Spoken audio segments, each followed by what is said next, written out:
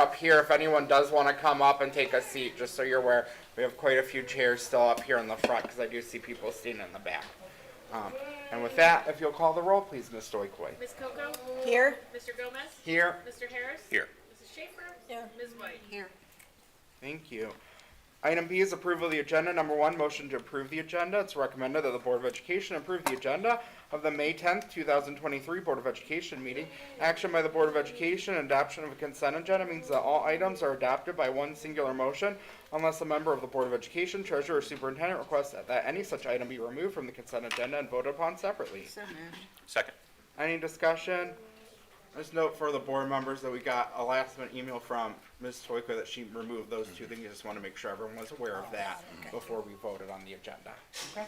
All set? Please call the roll. Ms. Coco?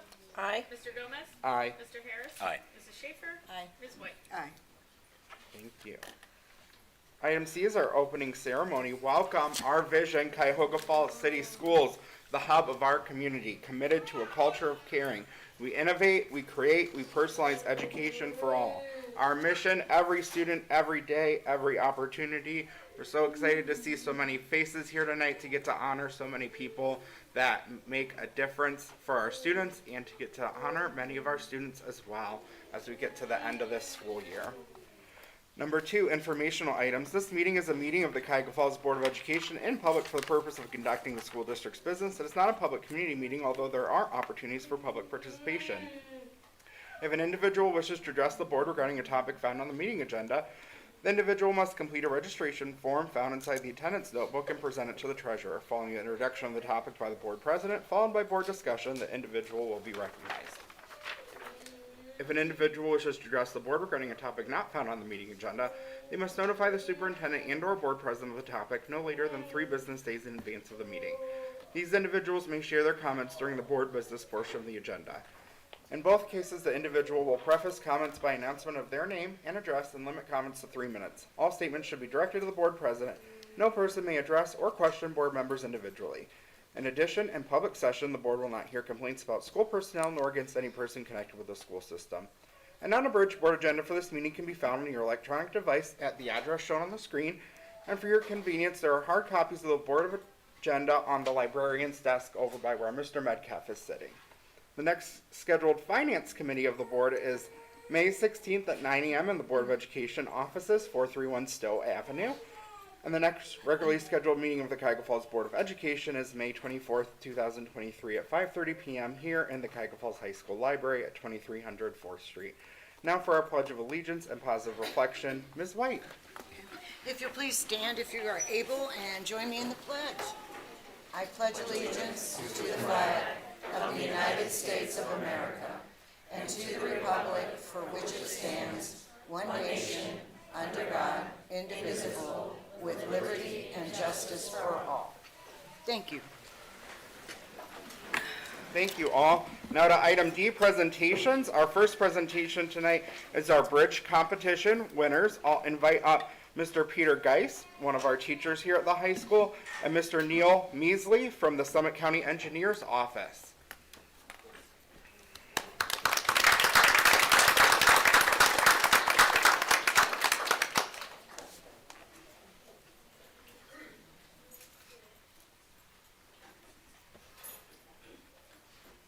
Hi, good evening, everybody. I'm Mr. Geis. I'm an industrial arts teacher here at the high school, and I had a few groups of kids this year that participated in the annual competition held by the Summit County Engineer's Office, and we took 3 teams there this year. There were a total of 28 teams. There's no way for me to control that right now. All right, so for the competition, students are given 3 hours to build a bridge out of balsa wood, which, if you're not aware, it's the softest wood out there, even though it's technically considered a hardwood. It has to span a 12-inch opening, and the idea is to get it to hold as much weight as possible. And so our students have to come up with designs in advance, and they have to submit those designs for approval to the engineer's office, because there's a whole packet of rules and specs that they have to follow for it. And Students have to only use the amount of material that they're given on the day of the competition, which I believe amounts to 60 feet of balsa wood. And a matchbox car has to be able to travel across that roadbed. And at no point can you use more than 2 pieces of balsa wood to reinforce any part of the bridge. There's more to it than that, but that's a pretty good summary, I think.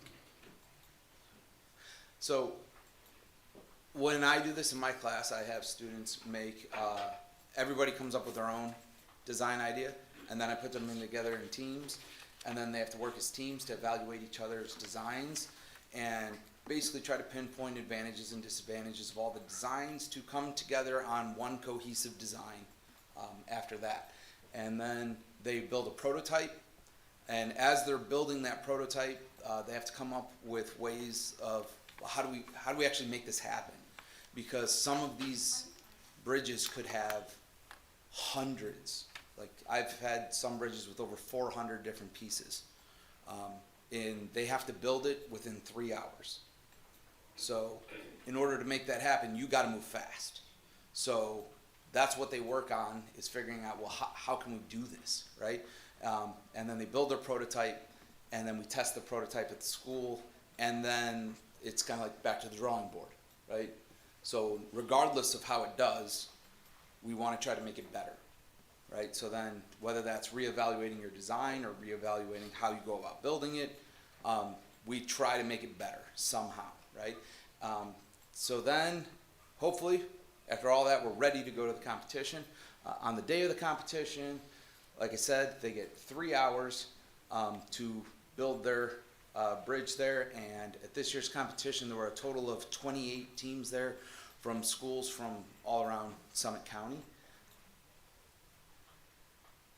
And after they get their bridge built, they load it into the testing table. So these are some pictures of those testing tables, and they hang a 5-gallon bucket and they start filling it with weight, and until it comes crashing through. Okay, so eventually, regardless of what you build, it's gonna break, and I've seen some of those buckets get really full, but they all break eventually. And then after they break, they take what's left of the bridge over to a table where a group of engineers evaluate what's left and try to give the kids some insight as to what they did well or what they could improve upon, where the bridge failed and things like that. And they calculate efficiency scores, which is how ultimately they determine the standings for this. So it's the amount of weight that your bridge held divided by the weight of your actual bridge. So they weigh it prior to testing and everything. So this year, well, I guess I don't want to get ahead of myself too much. Next. So I try to pitch this as kids because I've been doing this a while. It's one of the coolest days you'll ever get, because you get to not go to school, right? And they feed you breakfast and they feed you lunch. You get all kinds of possibilities for prizes because they have awards for best design. They have an aesthetics award. The top 3 placing teams in terms of their efficiency scores get cash prizes. Just for showing up and participating, you're eligible for a scholarship opportunity through the Summit County Engineers Office. And then the winning team gets possession of a traveling trophy for 1 year, and then the names of those team members gets added to the trophy. And then the school winds up being awarded an award as well to commemorate the winning team's accomplishment. So this year our teams did pretty well. So we had one team that placed 10th place overall. Again, that's out of 28. Had another team that placed 8th place overall. And then we wound up having a team that took 3rd place with the construction plans, 2nd place for aesthetics, and wound up winning the overall award with the highest efficiency score. And their little balsa wood bridge held a total of 94 pounds this year. So I brought some of these gentlemen. I asked them to come down here tonight. It's because we have a representative from the Summit County Engineers Office here to congratulate them and present them with their award. So if you guys want to head on up, we're missing one of these gentlemen tonight.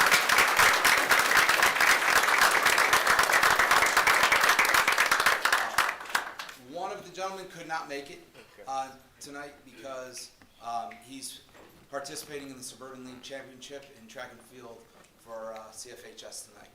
So I just want to make sure we give Lucas a shout out here because he did phenomenal as well. But this is my favorite part. This is just kind of for me. I don't know if any of you have teenagers or spend much time around teenagers, but I do. And you take pictures of them, especially with teenagers these days, your typical face is flat face, right? They're just like, right? Everybody's too cool to smile, but you know, going around this competition, like you get a lot of smiles because it really is a great day, and I thought it was worth celebrating. So I'm going to pass the mic over here. Thank you, Pete.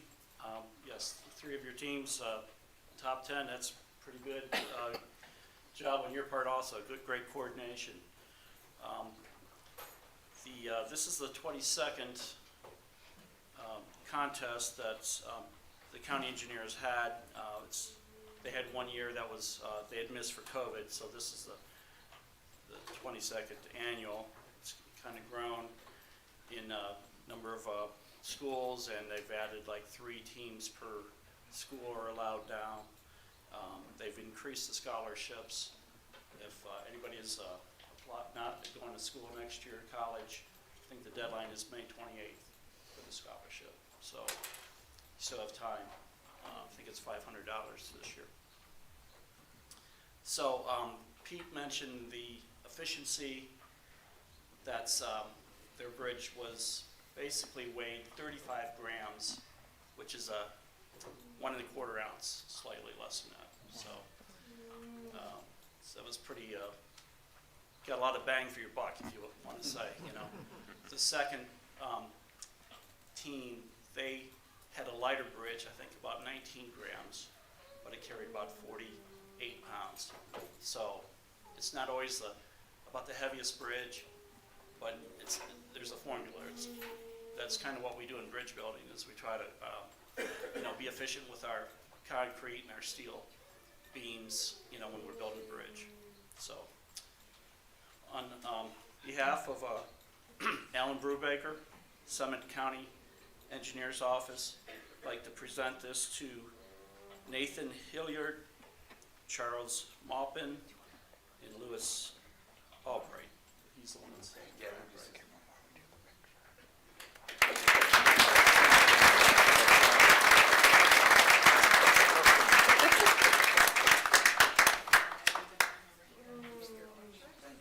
We're going to get a quick picture and we'll be right back. I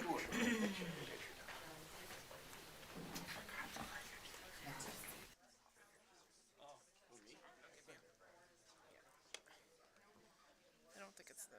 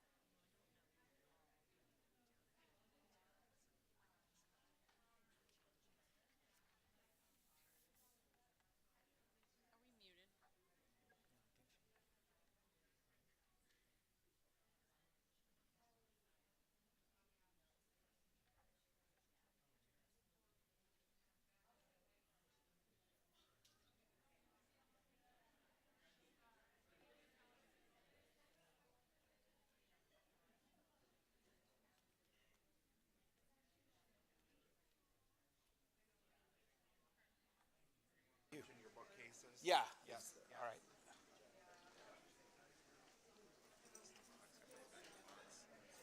Yeah, it's probably keep it safe.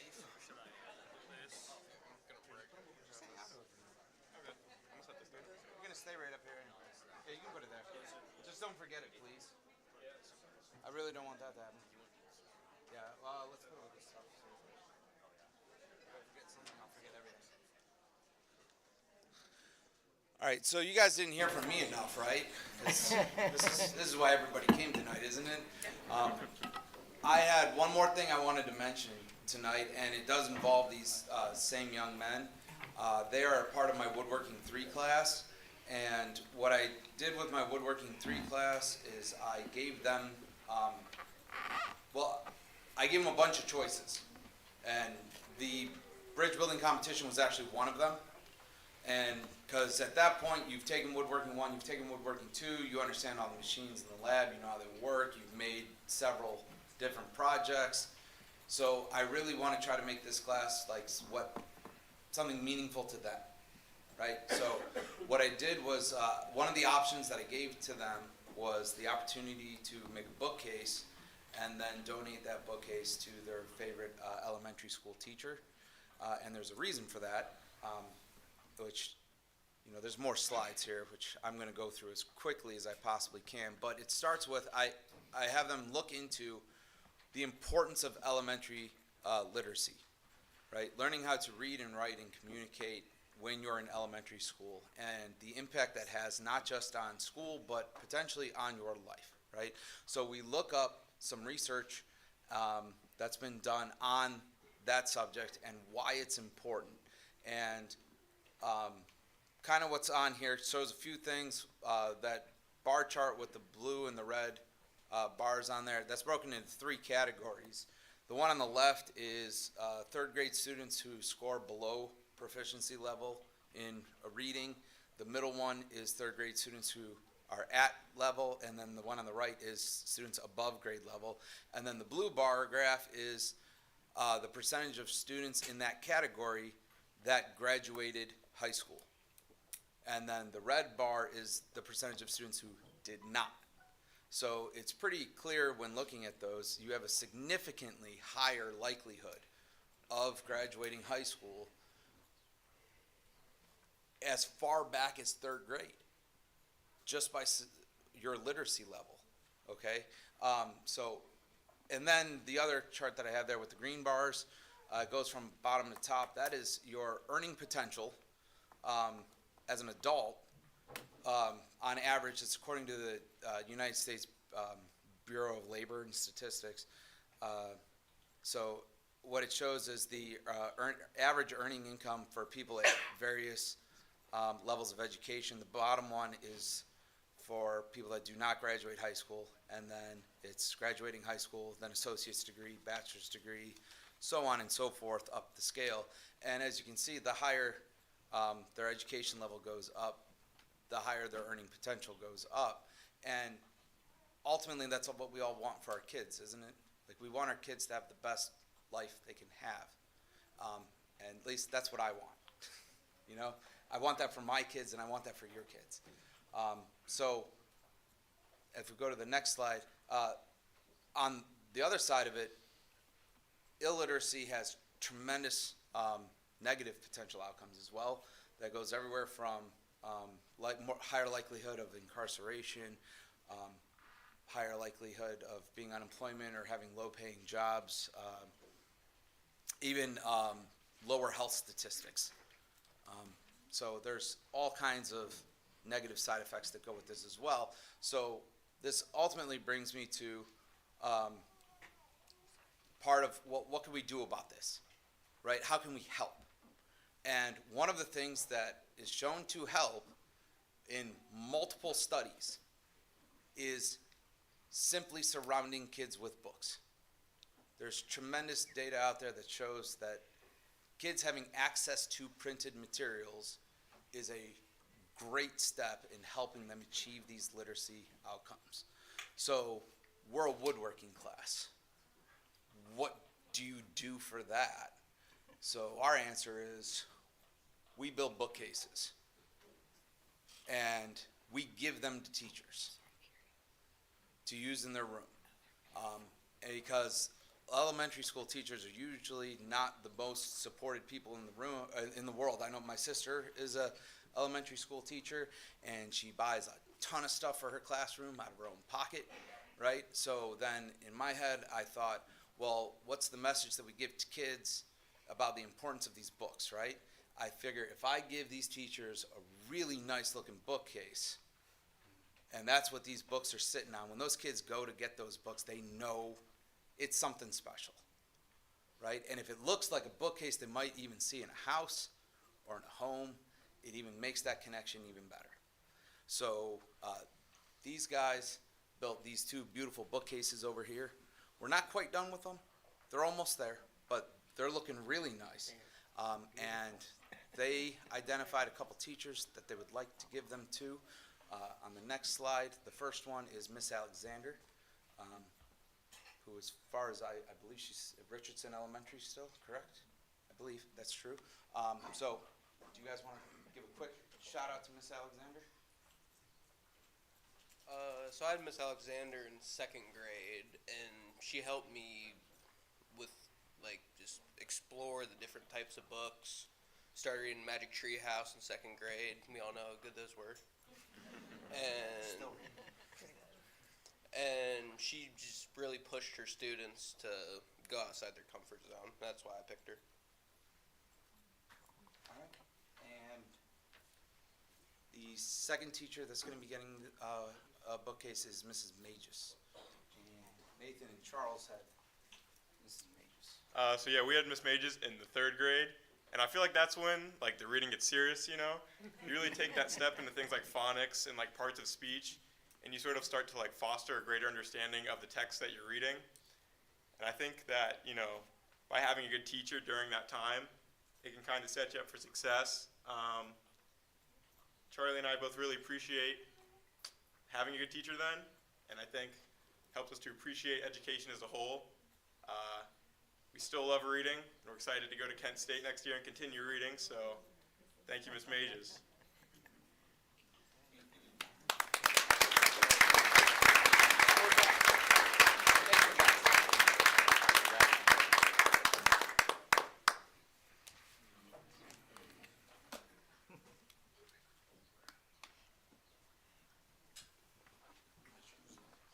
Oh, I got it.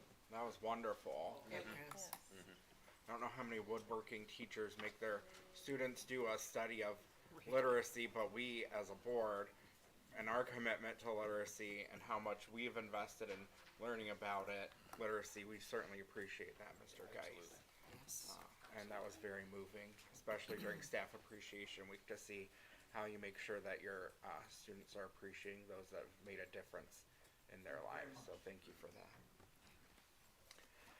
Our next presentation is our Friend of Education Award. This is an award that we give to people in our community that make a difference in our schools. They're not necessarily tied to our schools by being an employee of our district, but they're people that have made an important impact and continue to make important impacts on our district through their volunteerism. And so I'm going to invite up Mrs. Carrie Schaefer, who's the nominator, and I'm also going to ask Ms. Tammy Brown, who's our principal at Preston, who is not the nominator, just to note that. But I will ask her to join Mrs. Schaefer at the podium as well. This is not where I feel most comfortable up here. Our Friends of Education, Dick and Linda Mahan, moved to Cuyahoga Falls just a few years ago, back around 1970. Their involvement with our schools began when their first child started Newberry Elementary in 1971. They didn't just talk the talk, but they walked the walk. They were involved in so many facets of the Black Tiger life. They are presidents of the Newberry PTA and were actively involved with levy campaigns, which, by the way, have had a 100% success rate when they're involved in the campaigns. Their support of our schools and community continued as they had 3 children go through Newberry, Bolick, and Cuyahoga Falls High School, followed by 2 granddaughters. They've always actively supported the educational programs, the athletic programs, and the arts. They have spent many summers coaching the girls' slow pitch softball teams for Cuyahoga Falls Parks and Recs Department.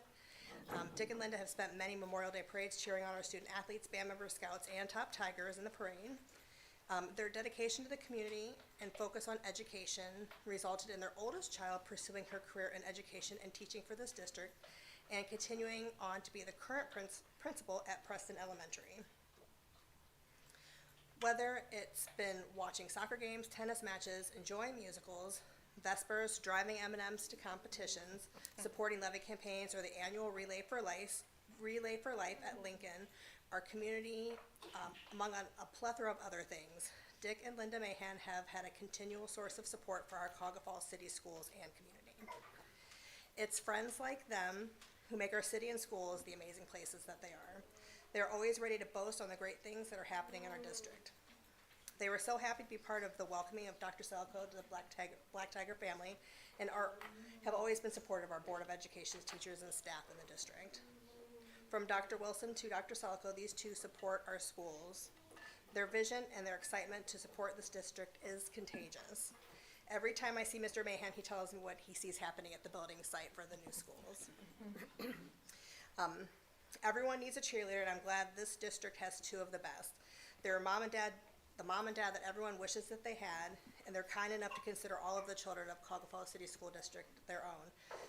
The generosity that they've showed others spilled over into their daughter, who now gives wholeheartedly to her students at Preston Elementary. Thank you, Dick and Linda, for all you do for our school community.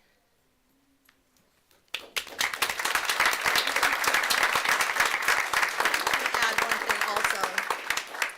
So, 1959 graduate, correct? And then 1984 graduate, first daughter. 1991 son graduated. I didn't go in order. Sorry. Lori, daughter, graduated in 1986, and granddaughter Brittany 2007. Lindsay 2011. So they are Black Tigers throughout the whole family. Did you guys want to come up?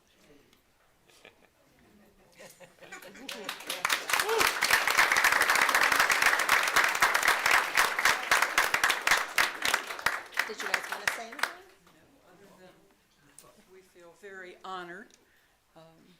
This is really great. I mean, we've been in Cuyahoga Falls for a long time, and we've loved every minute of working with the kids and things we've been able to do. This is quite an honor. Thank you very much. I have to go check my car because I found out I parked in Dr. Seliko's parking spot.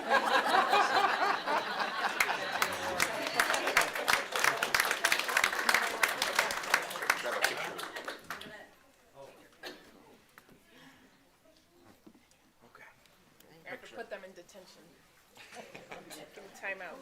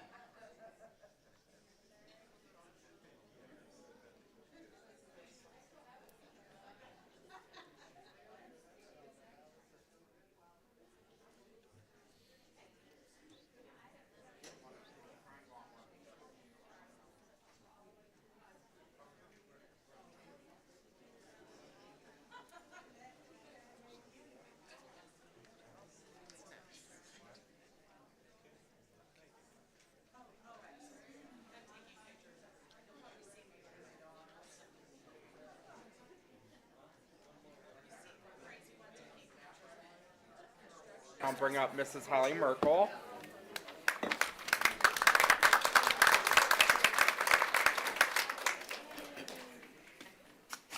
Good evening. I'm here today to talk about the CARE Award. Each year, our 6th District Compact Care Committee recognizes individuals or groups that demonstrate outstanding service to compact students, particularly related to prevention and intervention. This year, Sources of Strength is our Cuyahoga Falls Award recipient. And we have some of our adult advisors here with us tonight. They all couldn't make it, but I'm gonna call everyone's name, and those of you that are here, if you could come forward. So we have Carly Coos, Chris Nauer, Stephanie Kilpatrick, Tatiana Bissell, Hillary Freitag-Geiger, Daniel Bennett, Alyssa Hicks, Phoebe Boyd, Katie Ashbay, Lauren Patty, Liv Hershey, and Sam Al-Hadid. So I'll tell you a little bit about what these wonderful folks have done over the course of this school year. Sources of Strength is a nationally recognized youth-led prevention program focused on harnessing the power of peer social networks to create healthy norms and culture, ultimately preventing youth suicide, violence, bullying, and substance misuse. This fall, Sources coaches trained a group of 12 adult advisors and 35 peer leaders on the how and why of the program. Since that time, the group has launched various campaigns around the school to help build connectedness, a sense of belonging, and normalize help-seeking behaviors. The hard work of our CFHS Sources group even caught the eye of the Ohio Suicide Prevention Foundation, which led to our Sources group being highlighted on Spectrum News. Although Sources is youth-led, the success of the program, especially during this first year, is no doubt a result of the people behind the scenes, planning, building relationships with our students, and the support that all of these adult advisors provided. Their leadership and commitment to enhancing student mental health and well-being is evident in their everyday interactions with students, families, and staff. One of the protective factors that the Sources program emphasizes is the benefits of mentors and trusted adults.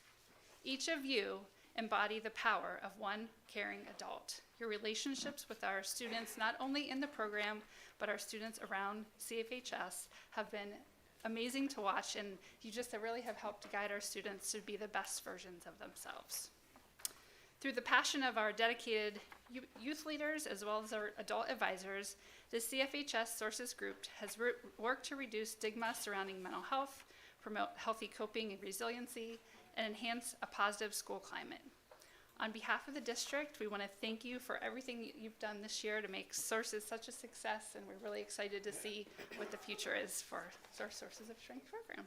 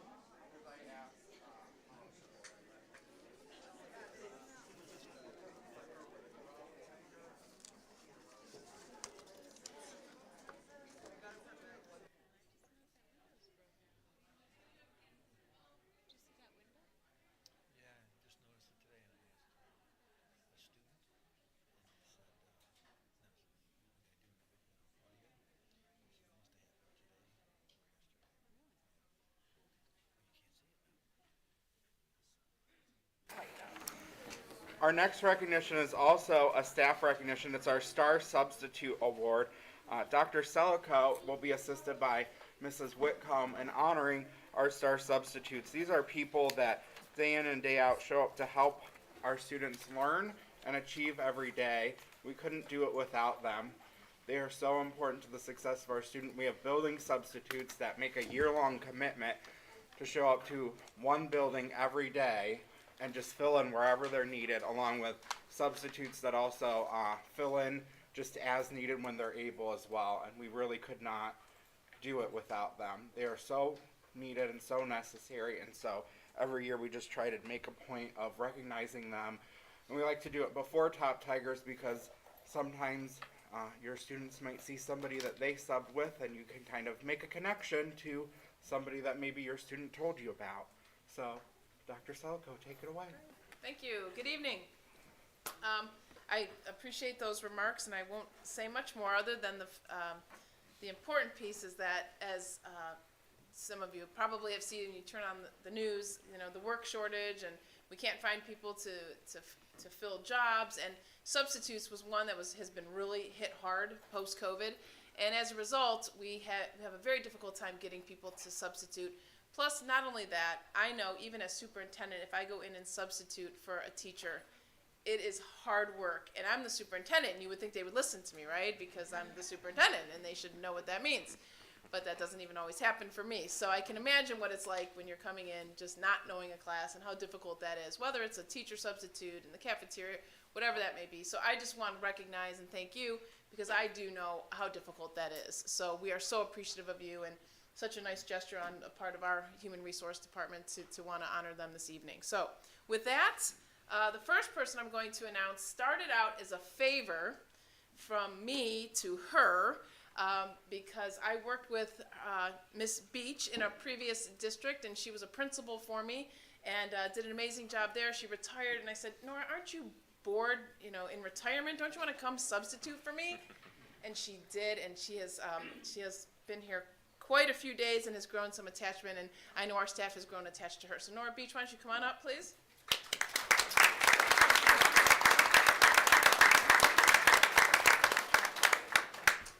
Thank you, and Peggy has an award for you there. Stay up here. All right. Our next one at Cuyahoga Falls High School is Angeli Pena, Spanish. Is she here this evening?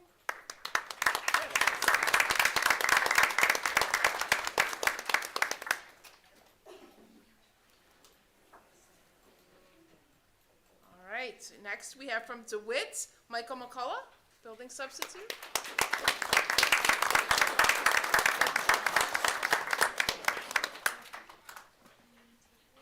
From Preston, we have Nancy Wynn, who is filled in.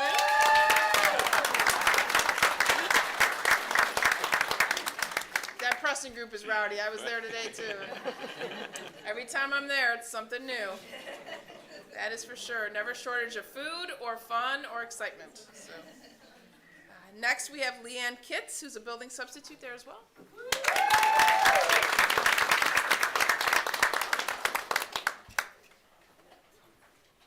Carla Black.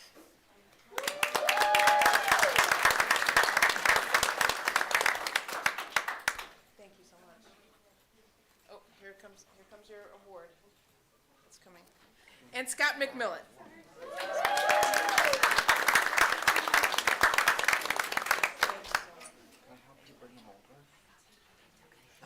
All right, we have a cafeteria substitute with us this evening, Kirsten Dilworth.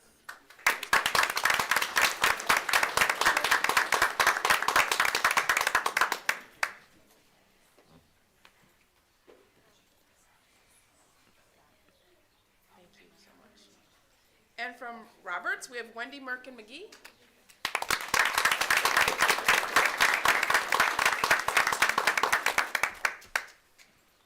Thank you.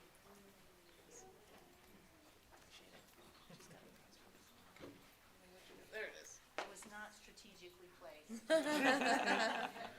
right, so again, thank you to all of them, and we'll get a picture as well. Thank you.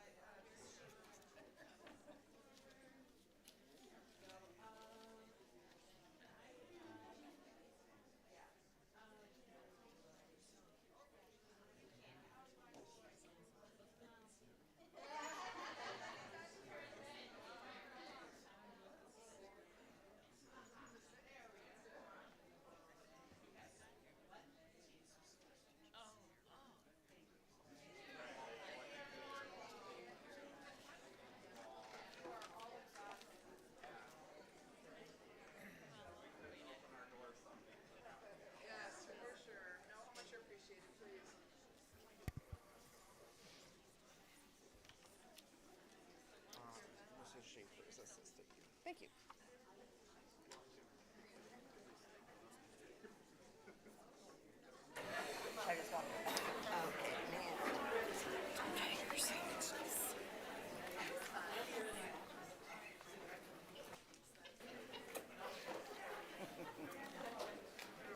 If you're still here and you haven't been recognized yet, this is probably the one you're here for.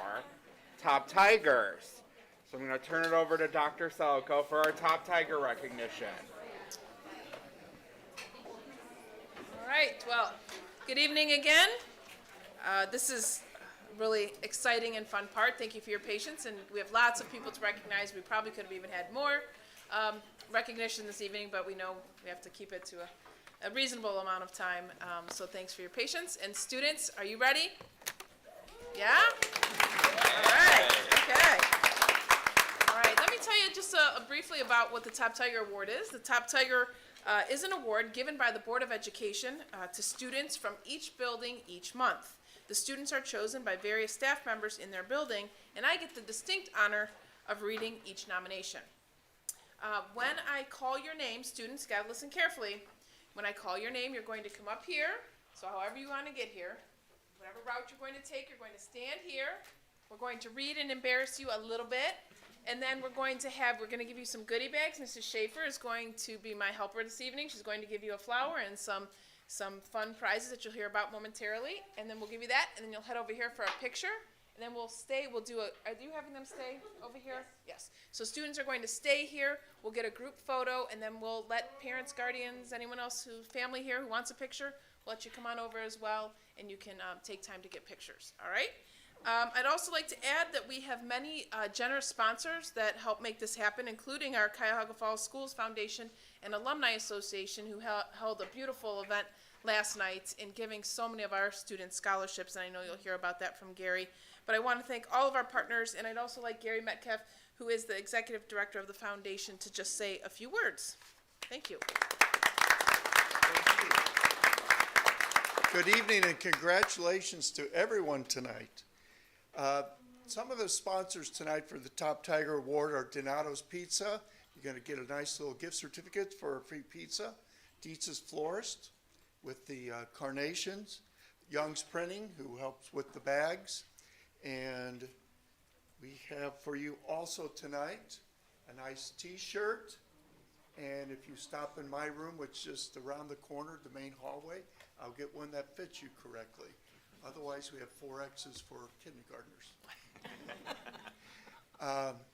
Plus, when you get one of these t-shirts, you're going to get some information next week in your school building about marching in the Memorial Day Parade. And it is open to not only the Top Tiger Award winners, but any staff members, any board members that want to come along, just give me a call.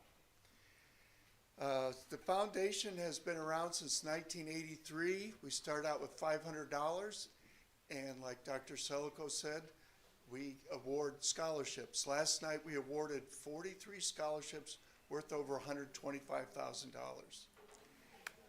But in the past 10 years, we've awarded over $1 million in scholarships to our Black Tigers. We also assist with class reunions. We honor distinguished alumni of Black Tiger Country, and we award teacher grants. In the past 10 years, we've awarded over $45,000 in teacher grants. And one thing, we cannot do any of this without the help of our alumni and friends of our school system. Thank you very much.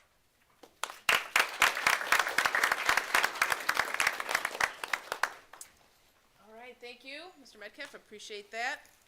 All right, boys and girls.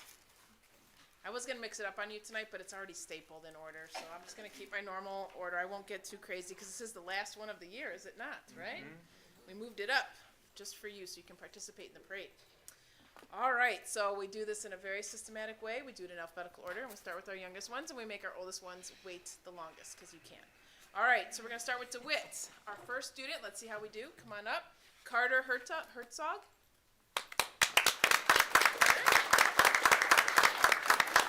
There he is. I knew it was going to be a big guy to start us off. All right. Mrs. Scoff, Mrs. Marsh, and Mr. Lee are so thrilled to nominate Carter for Top Tiger. They couldn't think of another young man more deserving. Carter is kind and helpful and shows great empathy and self-control. He is a caring friend and a devoted student. They can't wait to see him transition into a confident first grader. They are proud to nominate Carter as their DeWitt Top Tiger. All right. Next, we have Aubrielle Miller.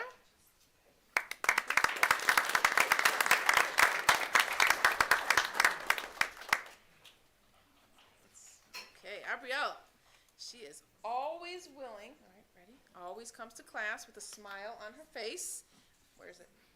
There we go. All right. Ready to learn and engage. She is an outstanding listener and very helpful in the classroom. She shows a genuine love of learning that we are so excited to see continue to grow as she moves on to first grade. Mrs. Scoff, Mrs. Marsh, and Mr. Lee are so proud to recognize Aubrielle as our DeWitt Top Tiger. Good job.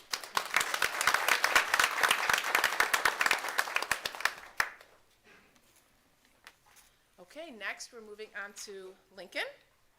We have Aiden Cadwell. All right, wait. Cadwallader.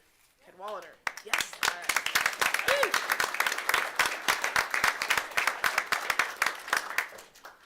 I had to practice that one today. All right, Mrs. Marlowe couldn't have been more excited to have this student in her class this year. He shows his Black Tiger pride daily in all settings. Even when things are harder for him, he does not quit. He keeps going. He has worked so hard this year in not just his academics, but also his personality. He is not that shy boy like the first day. He has a smile on his face. All right, good. He likes being at school and has many friends. He is honest, kind, and sweet to everyone. His love of math is amazing. He has grown so much this year in his reading and writing skills. He has moved several levels in reading, awesome, and has more confidence in which he now likes to help others in the class. Keep up the good work and remember to show that amazing smile of yours.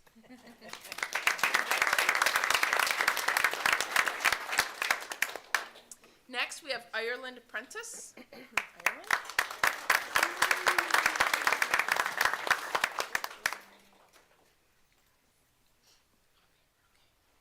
Ireland.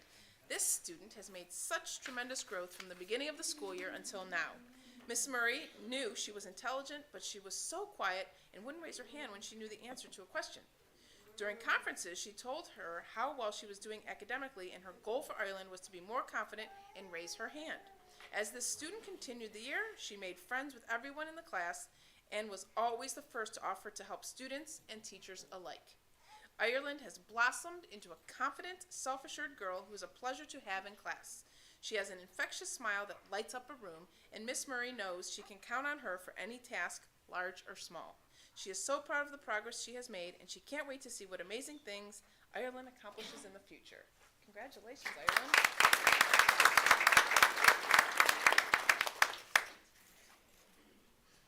Next, we have Preston School, and this is my former neighbor's name, Anaya Bacon. Anaya.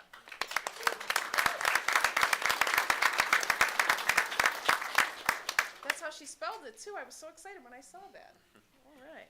This fifth grade team, right, your fifth grade team was proud to nominate Anaya as their top tiger for this month.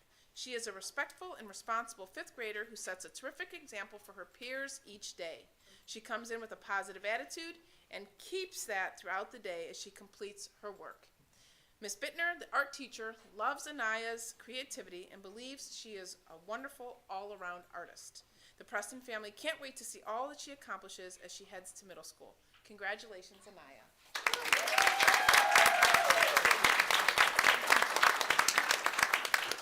There's that Preston group. And now I probably gave them a little encouragement. And now they're going to take it all the way. All right. Next, we have Braden French. Braden? The fifth grade team is extremely proud to nominate Braden for the Top Tiger recognition. Braden came to Preston when he was in kindergarten, and unlike his height, there are things about him that haven't changed. He must have grown a lot, huh? Yeah. Through the years, he has always been a kind and very polite young man. He has a calm sense about him and has a way of putting a smile on everyone's face. He is always respectful and brings a positive attitude with him that is contagious. Principal Brown has witnessed Braden on multiple occasions show empathy and kindness towards others, which is another indicator of what an amazing black tiger he is. The Preston family can't wait to see him share his awesomeness with others as he heads to middle school. Congratulations, Braden.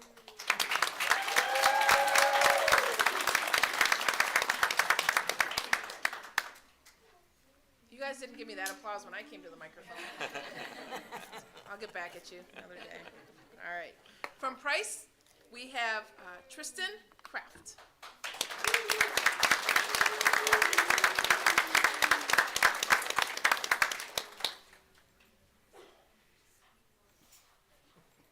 No easy way to get there, Tristan. Come on. Yep.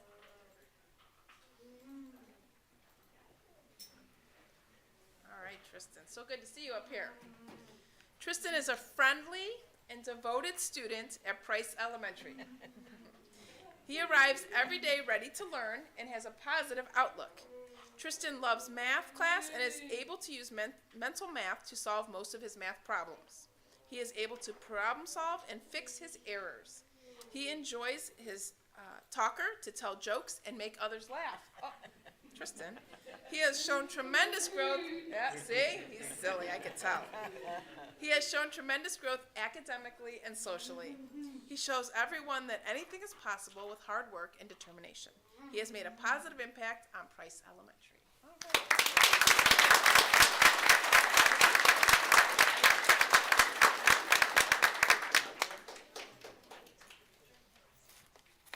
All right, next we have Michaela Petrie. Dennis.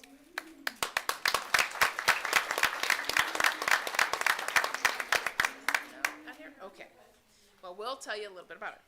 When Ms. Shivi thinks about students who have overcome obstacles, no other student shines brighter than Michaela.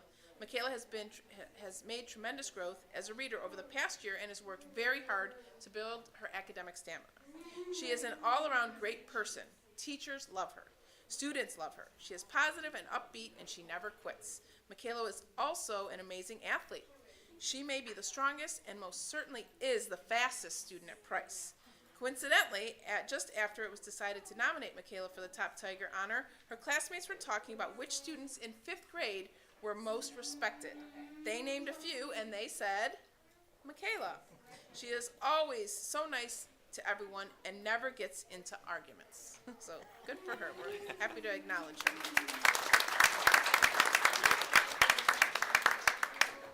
All right, next we have Richardson. Okay, here's another one I had to practice today. Eva Ikoliva. Oh, you're laughing at me. How bad was it? Come here. All right, here, you're going to play superintendent for a minute. Ready? Our next student is... Ooh, whoa, see, much better. You did much better than me. Okay, all right, Superintendent Eva. All right, Eva is new to Richardson, but not only is she new to our school, but also new to the United States. Welcome. Her family came to America from Russia. This top tiger jumped into our class like she'd been there for several years. She made friends fast and was eager to learn in the classroom. She loves sharing her life in Russia with her classmates, and her classmates love learning about her. She is excited to read, do math, participate in experiments, and look at the large map we have in our room to learn more about her new country. I bought her a coloring book that helps with translation of vocabulary, and she is eager to get free time to study it. I am a better educator, and my class are better students for getting to know our special top tiger, Eva.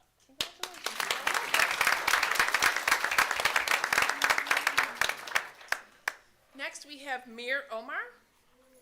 Mir?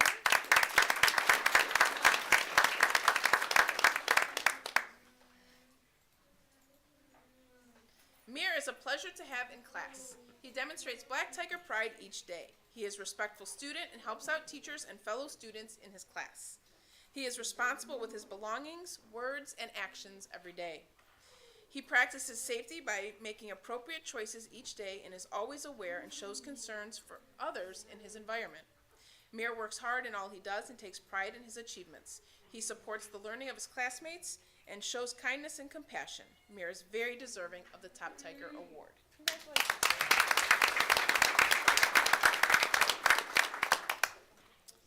All right, moving on Ariana Silver Lake, we have Kelly Lockhart. Kelly?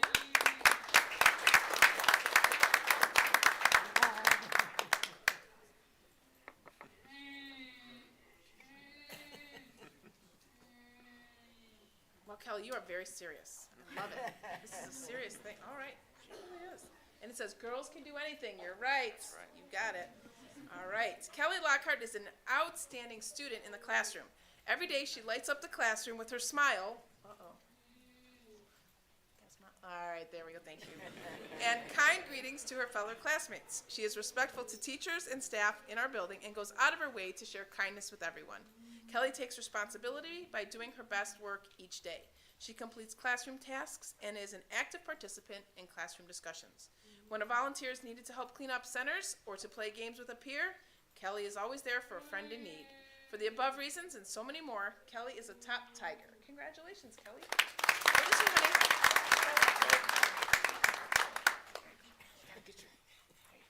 Get your picture. All right, next we have Jensen Rogers. Jensen?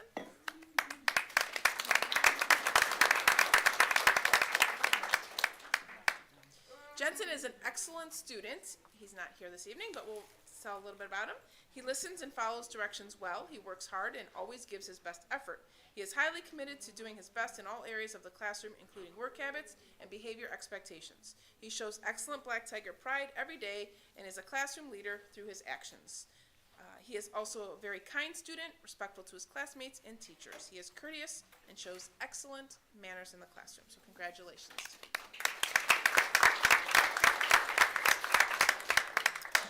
All right, getting to our bigger kids. We have Bullock Middle School. We have Ariana Taylor. Ariana.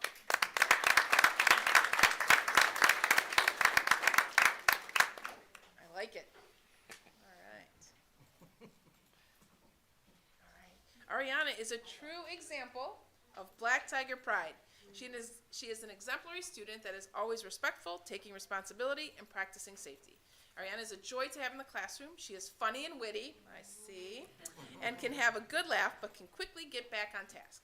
She is always up for a challenge and willingly puts herself into opportunities to try new things. Ariana is extremely musical and is very sensitive to ensemble needs. She plays with a maturity commonly found at the high school. Bullock's Unified Arts staff is so impressed by the growth she's made as a young musician. They are excited to see her future unfold, and it has been a pleasure having her in class.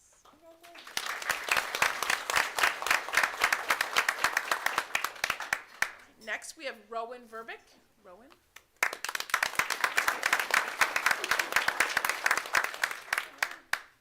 All right, Rowan exudes qualities of a top Tiger as he works hard in class, is kind and friendly to everyone around him, and is always quick to have a friendly chat with his teachers. Rowan uses his creative abilities and attributes in class that often exceeds the expectations given on many occasions. Recently in health class, Rowan took a leadership role in his group while working on a class video. Rowan's hard work and profound ability to help others in his group produced a high-quality PSA-style video, I don't even know what that is, for an anti-vaping campaign. Whatever it is, it sounds great. Good job. Rowan stops on his way out of school each day to give an enthusiastic salutation and a smile. When talking to adults, Rowan shows poise and respect. His energy and positivity is contagious, which brightens up the room. Thank you, Rowan, for being an outstanding student role model and Black Tiger.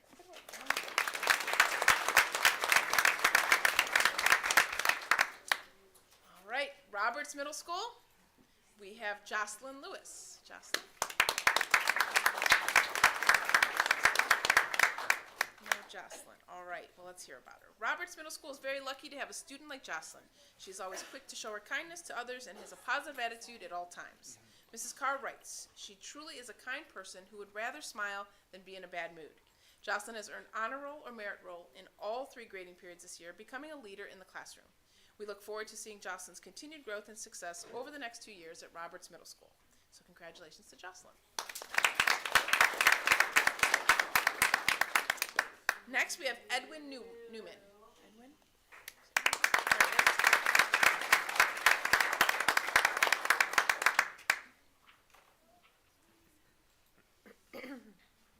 All right. According to Robert's teacher, Mr. Hartong, Edwin is a polite but fierce person who outworks most everyone else in the room. Earning straight A's, good job, all year, That's amazing. Edwin is clearly an exceptional student. However, what is most impressive about Edwin is their personal character as they stand up for what they believe. It is for reasons that Edwin has been accepted for next year into the Roberts Student Leadership Group called The Voice, whose sole purpose is to create positive changes in our building. Our future is bright because of students like Edwin. Thank you for being our top Tiger.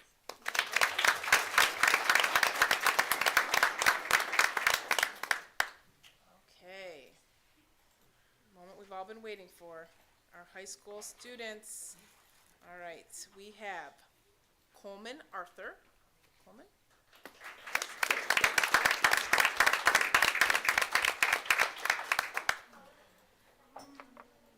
I see 4 names listed this evening for the high school. Is that right? Miss Bogdan, do you know? We are doing 4 students this evening? Yeah. Oh. Oh, you cheated is what you're saying, basically. All right. Well, we'll talk about that tomorrow. Just kidding. All right. I just want to make sure we didn't have a boo-boo on our part. Okay. So Coleman. Hi, Coleman. All right.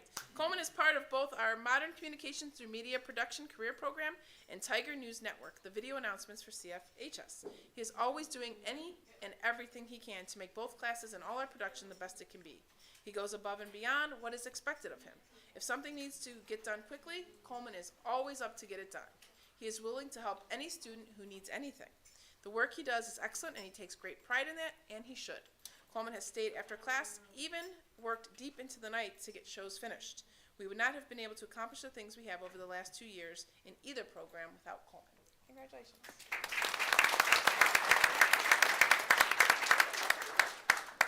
Next, we have Taylor Blair. Taylor.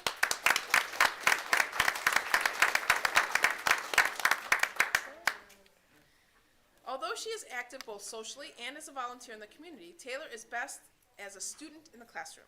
Taylor has excelled in both Latin 1 and 2. That's great. She has a natural facility with the language and is always enthusiastic to participate in class activities.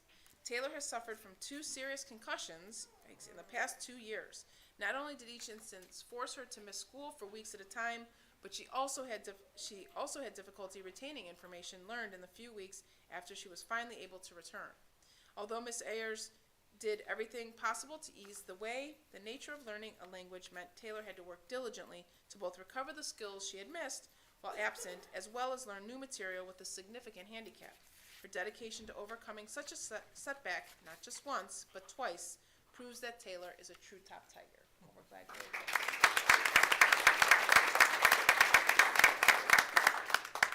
Okay. Next we have, is it Michaela Brown? Michaela?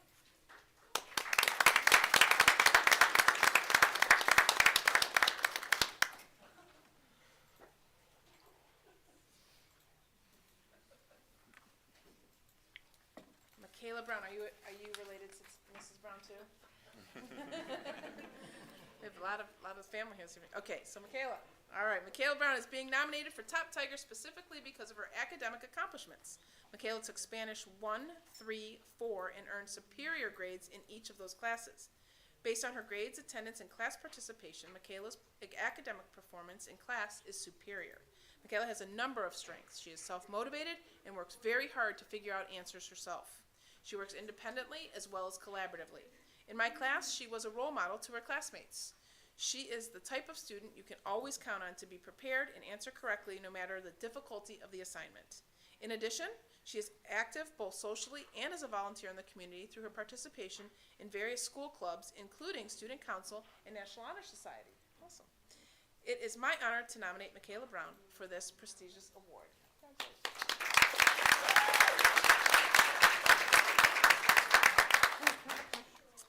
And lastly, we have Kara Yerk. Kara? All right. Kara is a top-notch student who can always be counted on to perform at her highest level. Kara embodies Black Tiger proud. She is respectful, responsible, reliable, and hardworking and kind. Her work shows her to be creative, inventive, and a perceptive thinker, as well as conscientious and ambitious student. With her great attitude and willingness to help others, she is a positive influence on her classmates. And all of these fine qualities made her an excellent CTE ambassador and made a successful impact on this year's recruitment. So congratulations to her.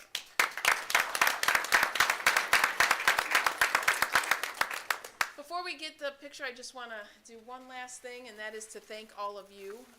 Clearly, our children aren't just made a certain way, right? They're shaped, and a lot of that has to do with all of you in this room. So we truly appreciate what you have done to help your children be the best that they can, and clearly, you've done a stellar job. So a round of applause to all of you.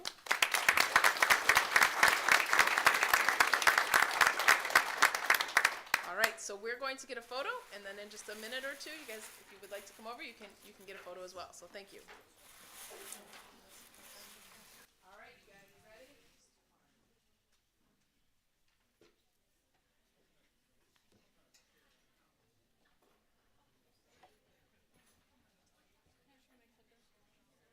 Yeah, I'm worried about the distance from there to up here. No, Not with your clicker? not with this beauty. Well, let me get you. Which one are you doing first? DLT? Deal.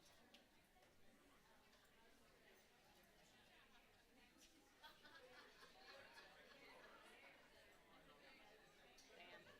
But how about from the podium? No, Ryan. I am confident in this little bugger.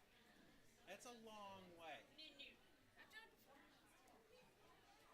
You were up here last time. No.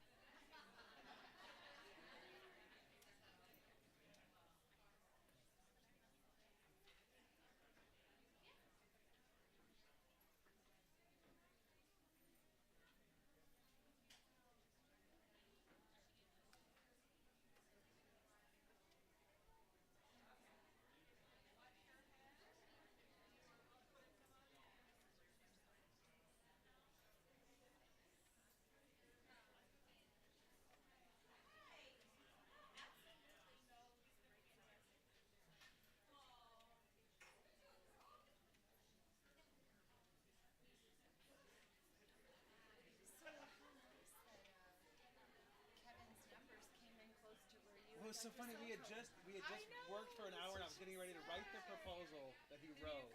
So he just saved me a bunch of work. So now I can work on approved applications. Well, that's something I'm going to need your help with. And we're in some ways we're better than a lot of districts. In some ways we're worse. Okay. With explicitly telling our families what apps we're using in our education space. Oh, sure. So Highland Schools. they are the poster child. Like they are the data governance. That's our goal. I have all their documents. Hey, where is it? No. Oh, hi. Nice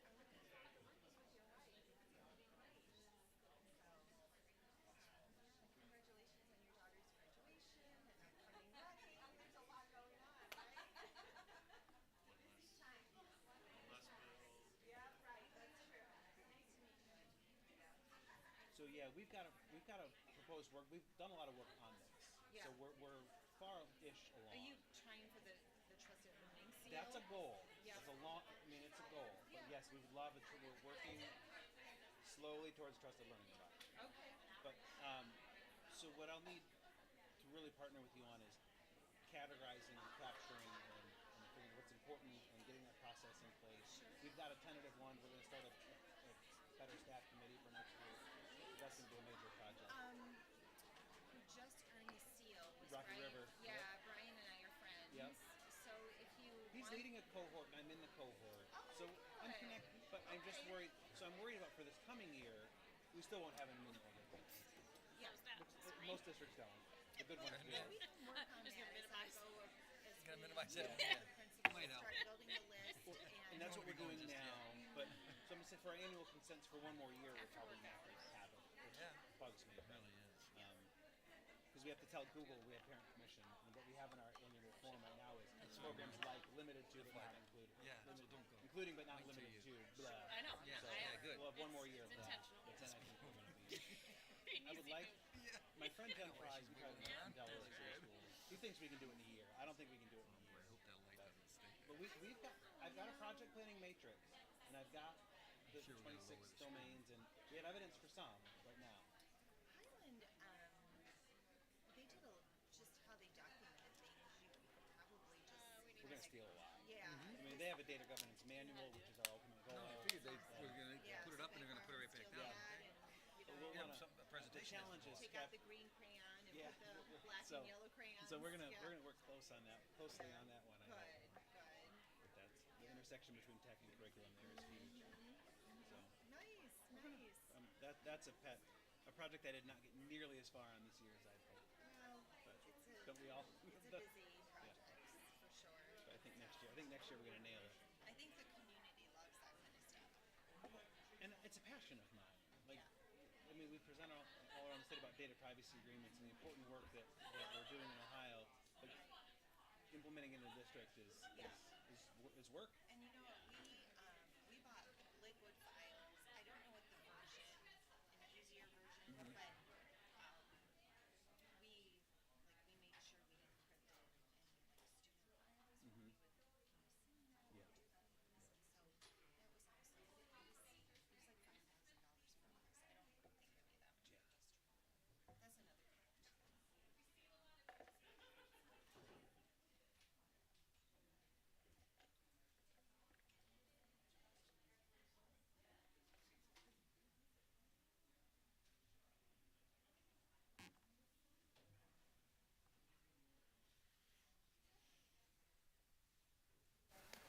It feels empty in here now. I know.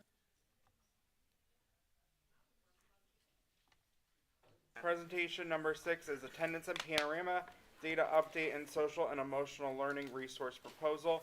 Mrs. Merkel and Dr. Cruz.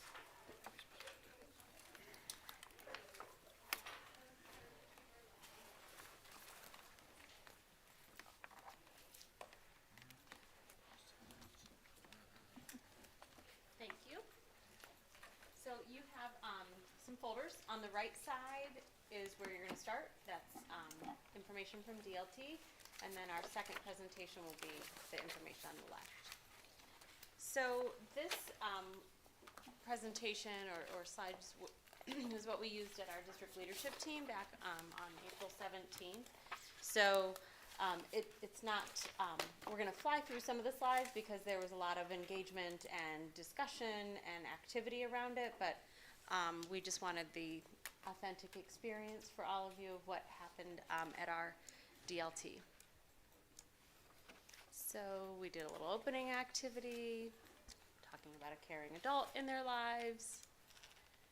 And then this was the agenda, a little overview of reviewing the whole child, tiers of intervention, and some data, universal screeners that we use in the district.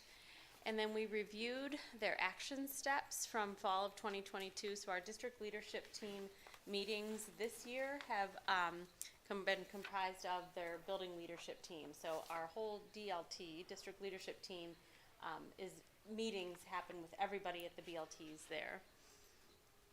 And then we'll review some of the attendance and panorama data. And then at the end, they went back and refined their action steps.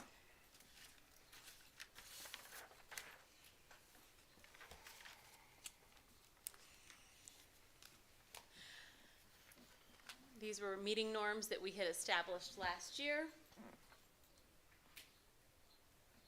So again, just revisiting that whole child framework and reminding us of those words there that are around the whole child. We know it's important for students to feel healthy, safe, engaged, supported, and challenged when they're in our school community. And then another reminder, which we've talked around quite a bit, is that tiers of support or tiers of intervention. And we like that particular graphic because it reminds us that we need to focus on the academics, behavior, and the wellness components, which I'm going to turn it over now. So we wanted we included this slide for DLT just to kind of remind folks that wellness is not just social emotional learning, it's not just mental health, it really is comprised of all of these things. So when we think about improving our students' well-being, we want to make sure that we're touching all four of these really important pieces.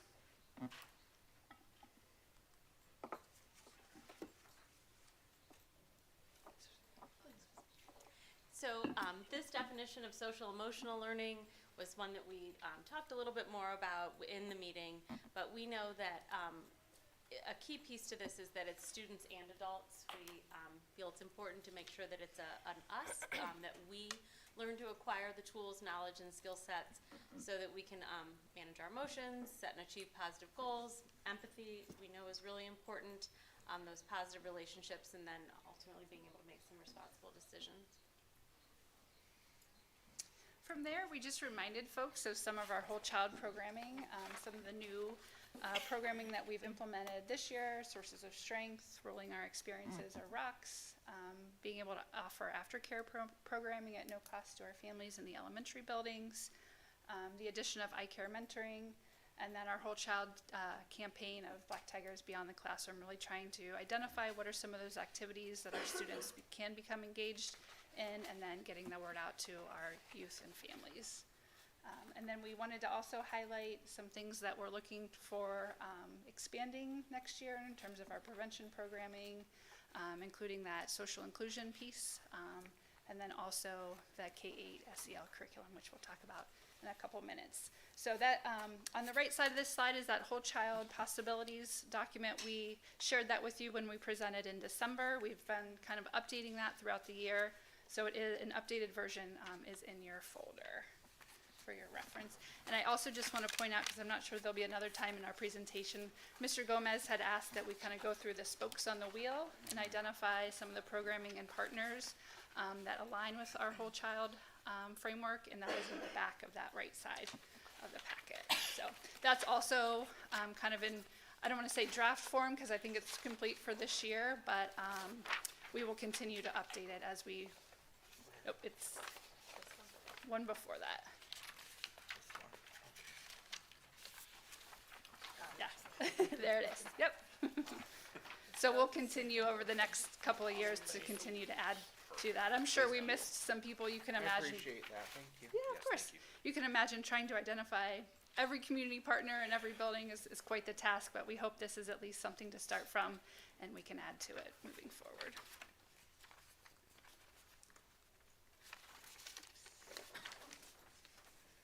So we know back when we were looking at that triangle slide of the different tiers, the academic behavior and the wellness components, we have to have some universal screeners that we can look at that allow us to understand longitudinal data and looking at how our students have been doing over the years. So the academic screeners that we use, Acadians, MAP data, and then our Ohio State test scores. For behavior, we look at attendance data and behavior referrals. And for our social emotional learning, we look at the Panorama surveys. So at this point at DLT, we provided the action steps to the buildings that they created in the fall and asked them just to kind of review, to look at what were some of the potential barriers that they ran into. Were they able to accomplish what they set out to? And were there any success stories that they wanted to share? And then we asked each of the buildings to kind of share out. From there, we provided updated data, starting with our attendance. So you may remember our chronic absenteeism was at about 30% on a report card. last year, so we ran it again as of April 13th, and we were at 28.4. And then we provided each building updated information specific to their students. And so we asked them to kind of look at how does it compare to last year? Is it better, worse, the same? And what are just some of the barriers to their students getting to school in their particular buildings? So, and you do have a handout of that breakdown by each building. From there, we kind of dove into the panorama data. This was just a reminder that our students filled out a 31 or 34 question survey based on their age. If they're the younger ones, 3 to 5, they filled out the 31 questions. 6 to 12 was 34. And the questions focus on the 5 domains that most closely align to the ODE-SEL standards. And just a reminder, they answer on a 5-point Likert scale, so anything 4 or 5 is considered responding favorably. So when we look at these results, these are students that have responded favorably, answered that 4 or 5.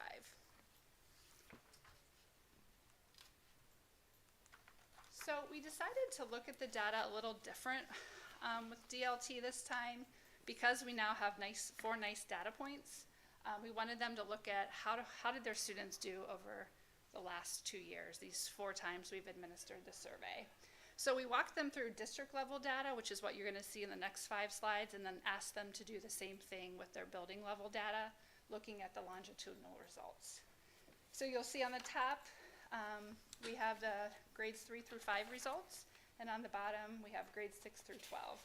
So we'll walk you through each of the domains, but I think you'll notice a lot of the results for 3 through 5 resemble 6 through 12. It's sort of interesting how that all worked out.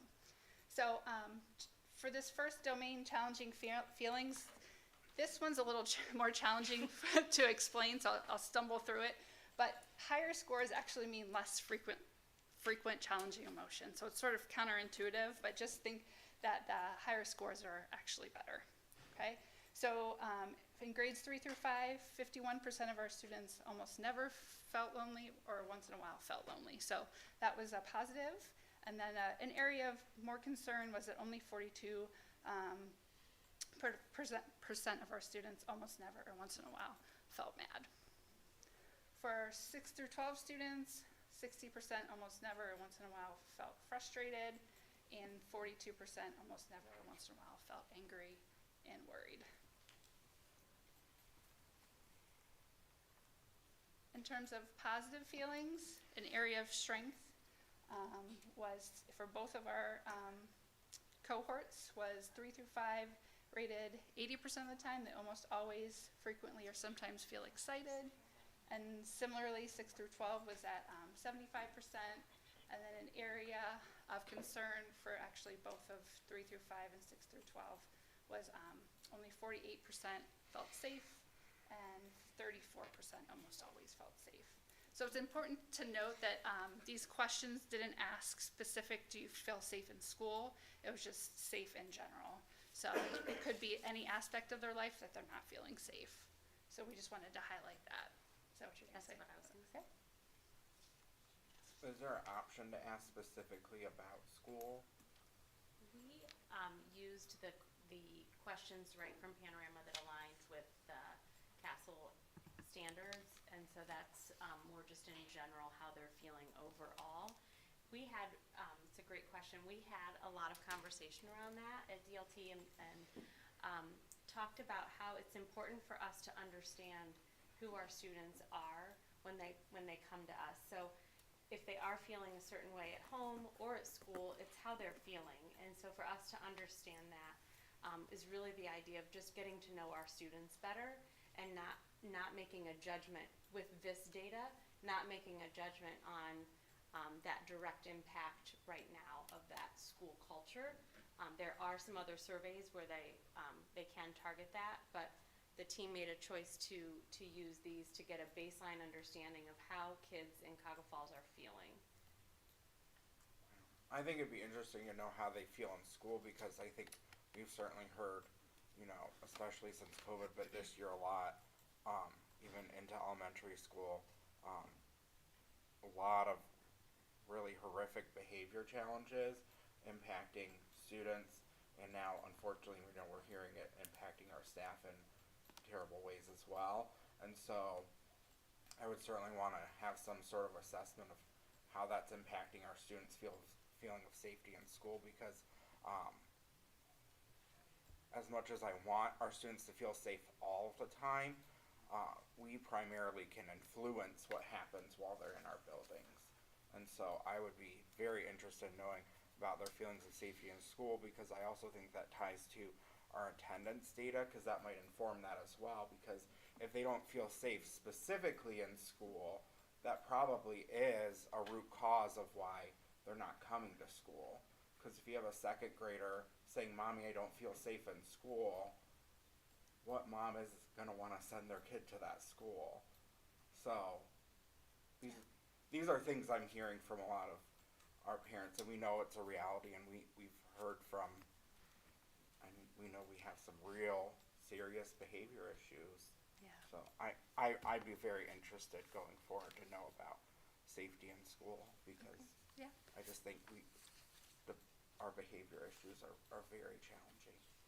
Absolutely. And also to bounce off that too, if someone isn't feeling safe in general but feels safe at home, then that wouldn't be, it would help point into area of things we need to look into for absenteeism, of why they're not getting to school, because if they feel safe at school but sometimes are not feeling safe, then kind of points us in the right direction to look too. Yeah. Because if they don't feel safe at home, you would think they'd want to come to school. But if there's a That would be a problem positive for our But if there's attendance, a you know? problem getting So I here, think, yeah. Yep. tying into this attendance thing as It's a well. big issue, yeah. So we can certainly look at some Yeah. of those, adding some of those questions for next year. Yep. All right. So then looking at social awareness, you can see an area of strength for both our elementary folks and our high school folks was that they cared about other people's feelings, 86%, 3 through 5, 69%, 6 through 12. And then for 6 through 12, they also identified carefully listening to other people's point of view as an area of strength. And then this one struck all of us, our whole anyone that analyzed the data, this struck us. That for our elementary folks, 42% could clearly describe their feelings, and only 33% of our secondary students could clearly describe their feelings. So when we started thinking, when we went through this data, again, with our whole child team, with our social work and school counseling team, like this stood out to us as like, this is an area of intervention where we can really try to tackle that and help our kids be able to label their emotions, so then hopefully they can better manage their emotions. And then in terms of self-management, all of our kids feel like they're polite to adults. Polite to other students was a strength for our 3 through 5 students. An area of growth or concern for 3 through 5 was only 40% of our students felt they could remain calm even when someone was bothering them. And then 6 through 12, only 40% felt they could get their work done right away instead of waiting till the last minute. So that procrastination for our secondary folks.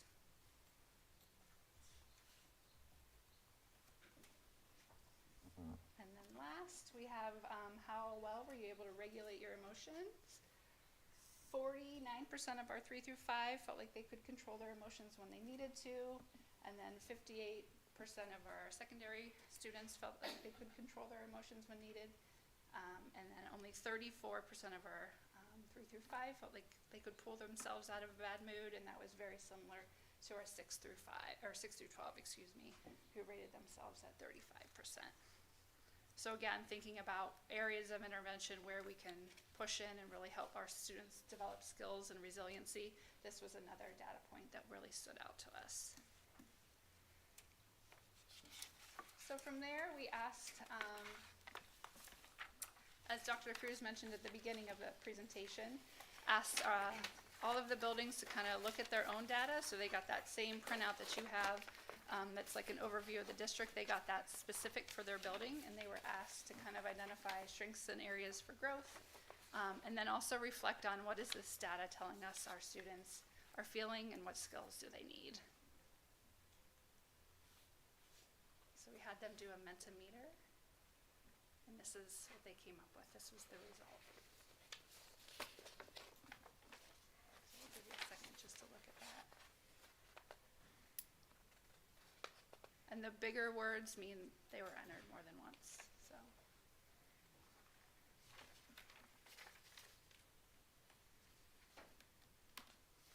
It was pretty powerful. This was all grade levels.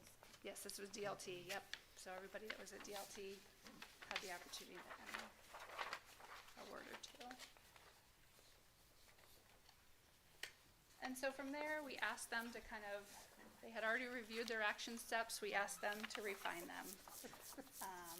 What were some of the barriers? What were some of the successes they had already talked about?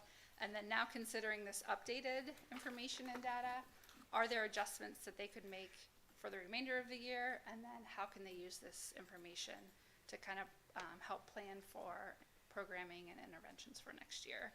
So their answers are in your folder behind.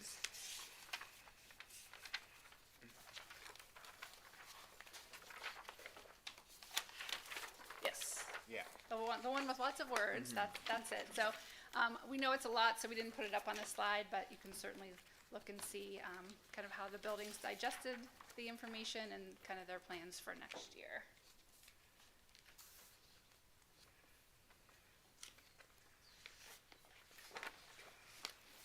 So that was our DLT presentation. Are there any specific questions related to this before we move on?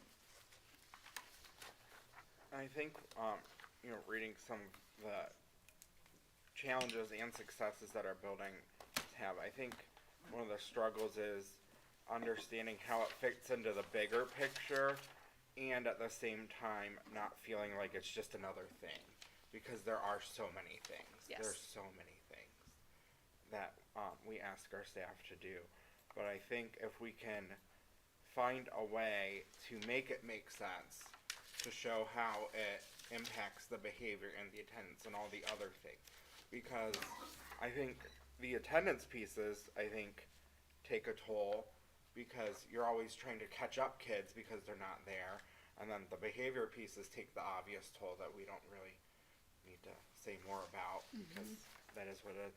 But I think if we can find a way as a district and people who have more intelligence in this area and training than I, to make that all kind of come together and show how this all ties together, and how if we make this commitment to all this, it all can make a positive impact together. And maybe that is by showing, maybe we highlight the buildings that made more progress and show how that made a positive impact. I don't know if that will help, because I know I'm certainly this time of year everyone can feel very, very overwhelmed all the time. So Yes. probably not right now, but I think that is reading some of this, that's a lot of the struggles I see, is that, we have behavior concerns, and it's like, okay, but maybe if you wish we could see that, how that's all interrelated.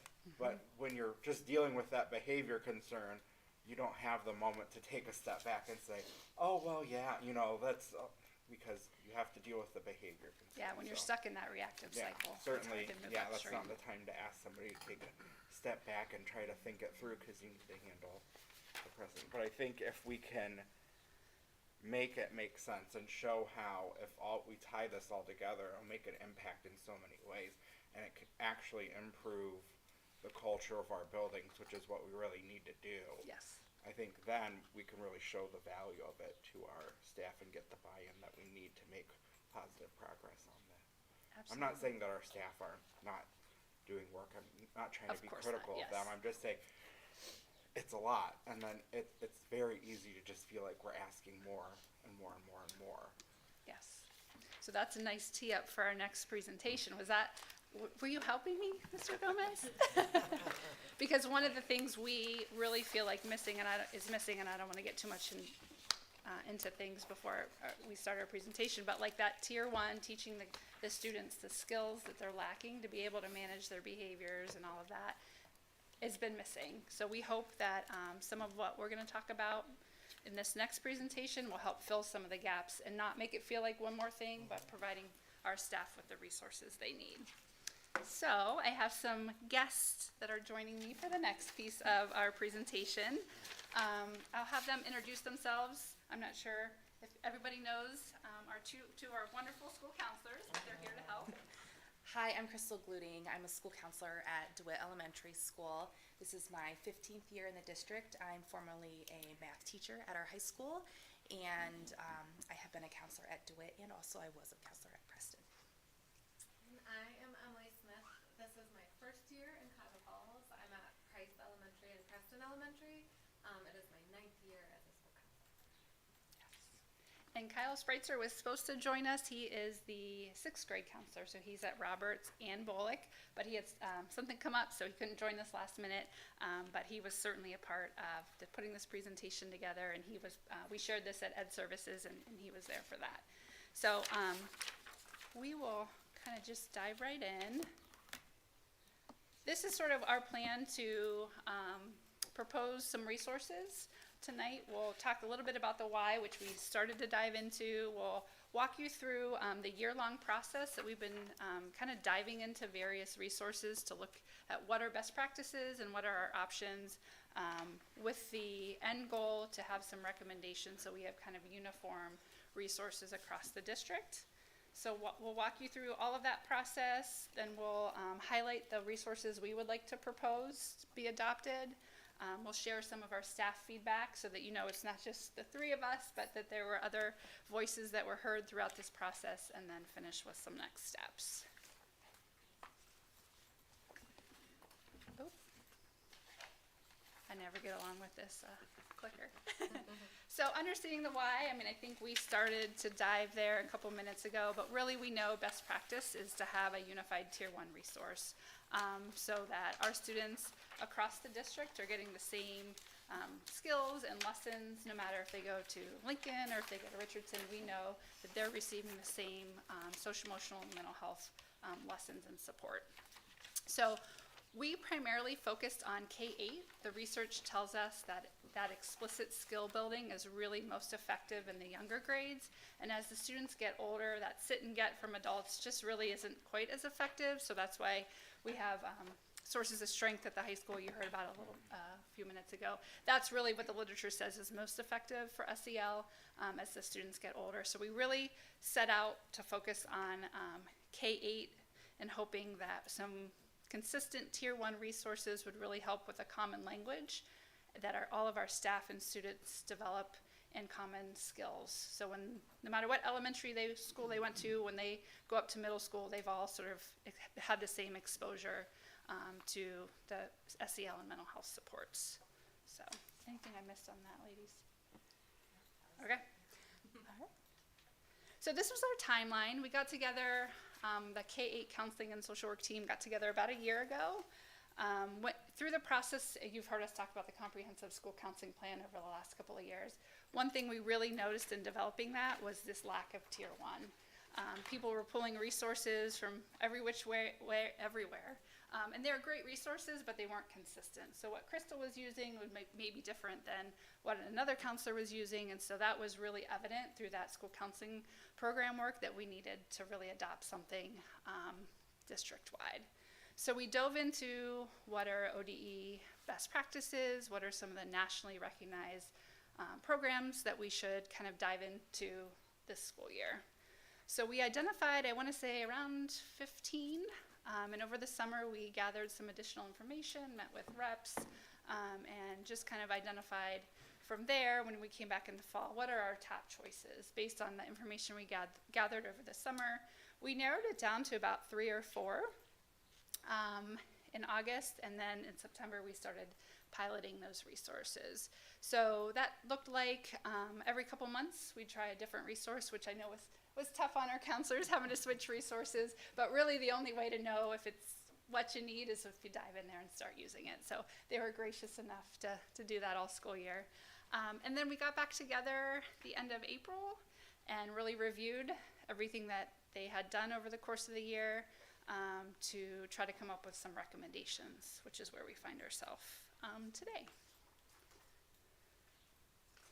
So these are the resources that we ended up piloting this year. We started out just with Character Strong, Second Step, Rethink Ed. And then over the course of the year, we added School Links, Harmony, and 7 Mindsets. We just found out as we moved through the course of the year, these were some good options that we needed to explore. And so we didn't want to be stuck in, oh, we only decided on these 4 in September, we can't add anything. So we did add those extra ones throughout the school year. As part of our evaluation, back actually last year, our counseling team came up with non-negotiables, like this is what we need from our resource. If we're gonna adopt something, these are the things we want. So we wanted them aligned to the ODE-SEL standards, the ASCA mindsets, We wanted teachers to have access to resources. We know our counselors can't be in every classroom every day, so we wanted our teachers to be able to supplement their lessons and really have access to the resources. Family information and that family component was also a really critical piece of any program we were looking at. We want to be able to share whatever we're doing with our students and have our families kept in the loop and be able to reinforce at home. We know our counselors are super busy and wear a ton of hats, so we wanted them to have some grab and go lessons and kind of have some ease of use so that they weren't spending all of their time prepping. They could make the lessons their own, but they weren't spending hours and hours prepping. And then a piece of that is that digital component. I think part of it too was having lessons that didn't necessarily build upon each other, so that way we didn't have to teach them in some sort of sequential order. That was also really important. Yep. Can I ask a question with where you're at right now? So for the ease of use, you're talking about is it meant for the counselors to teach these lessons Yes. So primarily or always? primarily. Okay. Yes. So we're not at a point where we're going to mandate that our classroom teachers be teaching X amount of lessons per week. But our counselors push in at least once a month. So the goal is really to have them teaching what I call like power lessons, like those lessons we want to hit hard. And then we'll talk more about this when we get into Rethink Ed, but then having like a scope and sequence that our teachers can follow should they want to supplement the lessons in their classroom. So does that answer your? Yeah, that's very helpful. Thank you. Yep. And a piece of this, I just want to point out, we did create a rubric that included all of these. So every time we finished piloting a resource, we asked our counselors to fill out the rubric so that when we came back together at the end of April, not only would we have the qualitative experience of them using the resource, but also some quantitative data as well. So these are other considerations we kind of came up with through the course of the year that were important, that we just, for whatever reason, didn't include last year, but we wanted to highlight them because they did play a huge role in our decision making. But really looking at student, staff, and administration voice, like how was their experience of these platforms? If the students were sitting there and just bored and not engaged, like that's probably not a program that we want to invest in if our students weren't enjoying it. Certainly cost, right? We need to factor in cost. And another thing that really surprised us is we went into this really thinking that we were looking for a tier 1 resource. But what we found out is a lot of these resources also have tier 2 and tier 3. And so that was a huge, benefit to looking at some of these resources. So then we started to factor that in to our decision making. We also used the panorama data that we just looked at to say, okay, our students have a deficit in emotion regulation. Believe it or not, some of these programs do not have explicit skill building for emotion regulation. So in our minds, that was a negative, right? That was a drawback. If we know this is an area of concern for our students, and then the program that we potentially would be recommending doesn't even have lessons to address that, that's a problem. And then we also factored in Aaron's Law and the SAVES Act requirement if any of these resources would meet those requirements. So, I can turn it over to Crystal. Right. So the resource that we liked the best was Rethink Ed. So it has a K-12 curriculum, which is really amazing. So it won't just be necessarily us in elementary. Our whole district will have access to it. There is a mental health piece as well as a SEL piece, so those two things are considered separate. It is evidence-based and aligned with CASEL and ODE SEL competencies. The flexibility is amazing. So I personally was able to teach, I think, 2 months of Rethink Ed with our pilot, and I could just pick based on a topic that was needed, and that's so helpful for us because moving forward, we'll hopefully be able to talk about like what lessons we would teach and want to teach, but this also allows for us to like spot pull lessons. Like if there's a particular classroom having an issue that we need to come in and help with, then we have some other options to choose from as well. There's an academic and home connection. There is, so there, I don't know if I'll do any better. So there is an academic piece. There's a handout that connects with teachers, so it offers suggestions of how to utilize the topic within the academic setting. So while it might be an SEL or a mental health piece, it talks about how you might weave that into an academic setting. There's also home connections. So one thing that I personally do is I like to send something out to parents afterwards of how they could extend the learning at home. And there was a handout of already readily available, which is really nice, that would connect with the specific lesson that I taught. It also aligns with the MTSS, PBIS, and restorative practices that we have. So some other things really exciting to maybe be able to sit down and prepare a scope and sequence. I have so many questions to ask that person. I hope they're ready if we get to move forward with this based on student needs and district data. So Can I just pause you? absolutely. So what we found in all the other resources is they give you a scope and sequence, and they say this is what you need to teach and the order you need to teach it, and that's how it's evidence-based. Rethink Ed says we look at your data, so they will sit down with us, look at our panorama data, and then help us design our own scope and sequence that really meets our students' needs. So that was a huge bonus for us. Sorry. No, that's good. Please interject. There are tier 2 and tier 3 resources available, which that's also a place where we're needing some resources. So tier 2 and 3 would be like group and individual counseling that takes place with the school counselors. So we were really excited that Rethink Ed had that. As I said before, the standalone lessons, so you can input a topic and find something that would meet your needs. The academic component, the family resources, including a parent portal. I forgot the teacher resources. I didn't even get enough time to really explore the entire platform, but there is PD available within the program, which is really amazing. Each lesson had like a PD thing attached to it, so if before you teach the lesson, you could watch a video to learn a little bit more about the topic before you did the lesson in your classroom. The students seemed to like it. I thought some of the activities were really great that we were able to do. I did have some teachers, and I know other counselors had teachers in their buildings teach some lessons because they were having a need as well.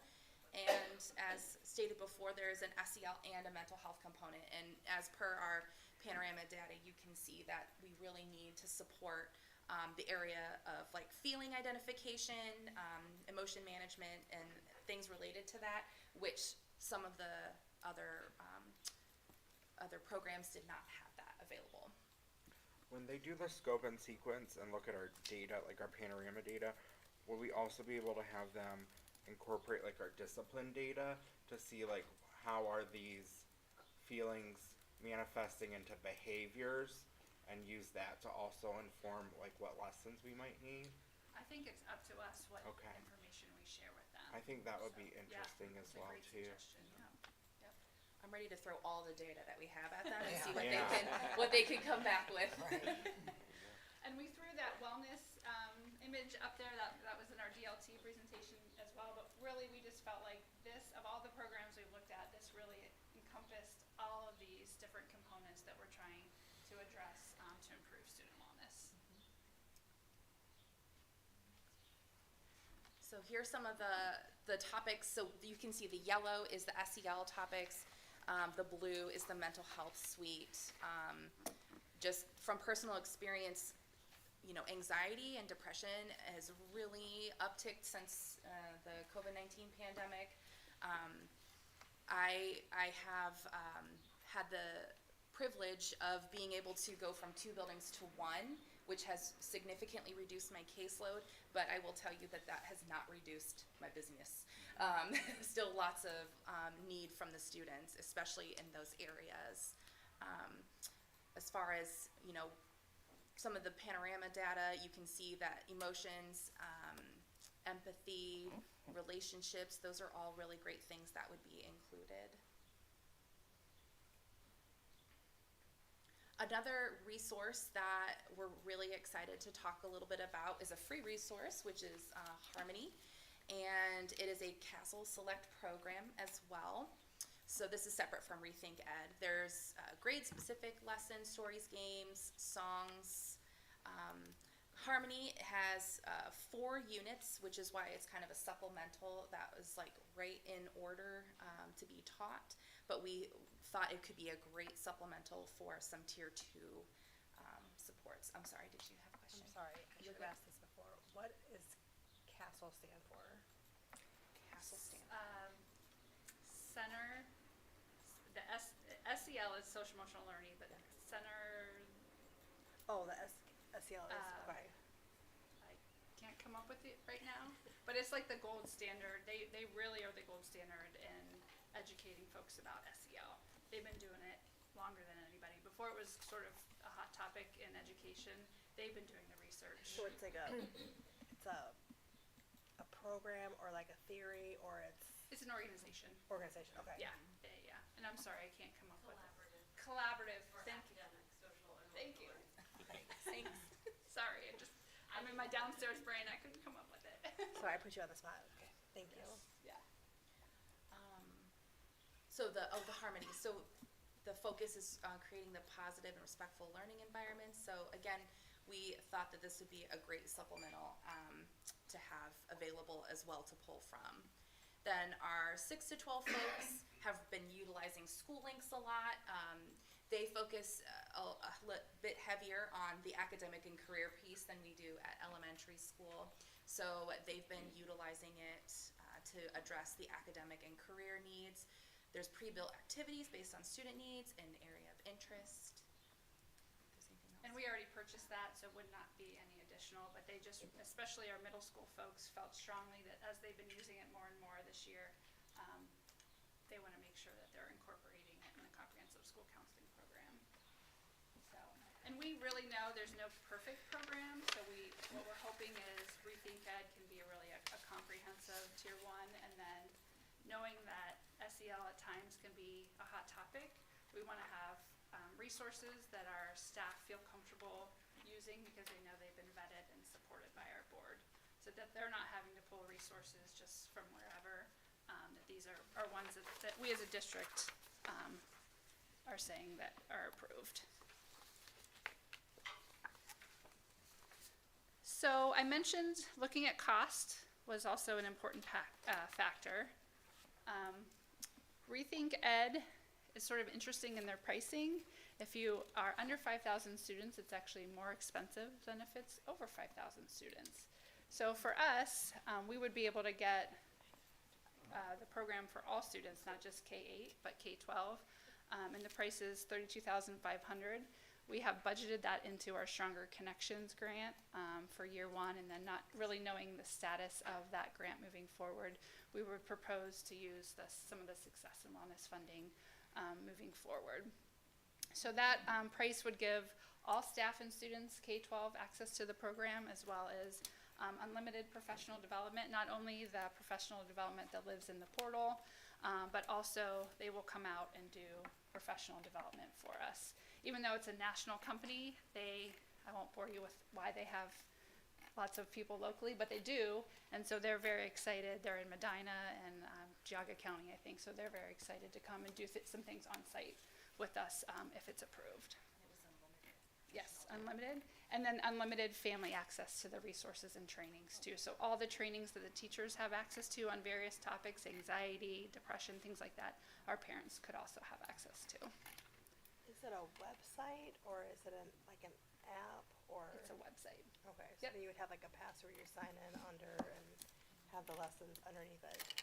The Yes. parents would be able to kind of see what their kids were doing as well, or no? I think that's where the counselors would send home that piece of it, but I don't know, to be honest with you, I'm not sure if they would be able to fully access the lessons or just whatever the counselors release to them. So that would be something Okay. we'd have to look into. So it'd be a parent site. with Yes. Parent access, and the kid would have different access to, okay, Yep. that makes sense. Yep. So, any other questions on this slide?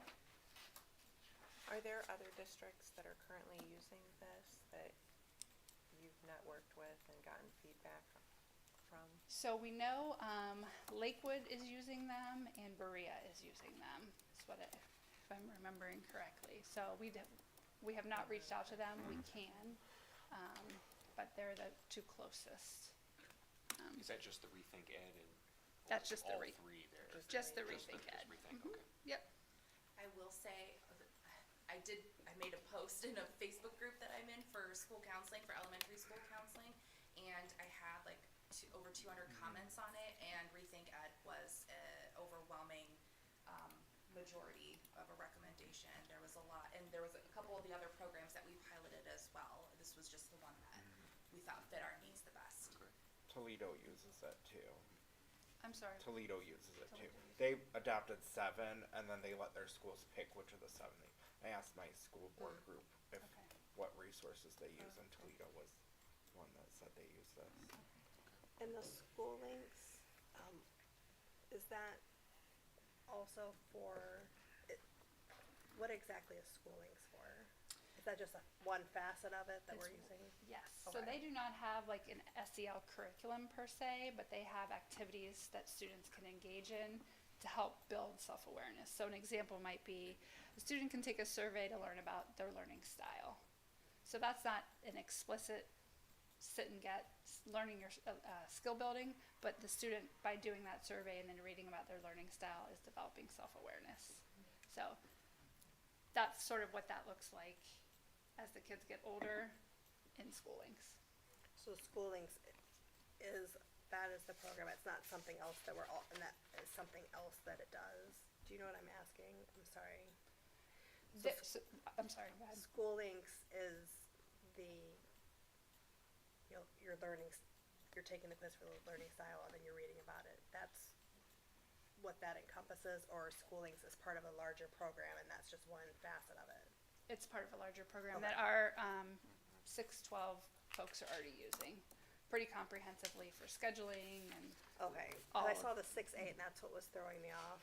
Oh, I'm sorry, yeah. Okay. Yeah, it was voted on at the last board meeting. Yes. School links, yeah. So really, that should say 612. Okay. Our 9 through 12, we brought them into the loop at our last meeting, but they weren't part of this whole process. Okay, that makes more So, sense. yeah. But our middle school counselors just felt so strongly that they wanted school links to be part of this conversation because they want to be able to use it in that capacity. Okay. Okay. So can they, can they integrate this into their curriculum that, like, say they're studying animals and they lack empathy for others?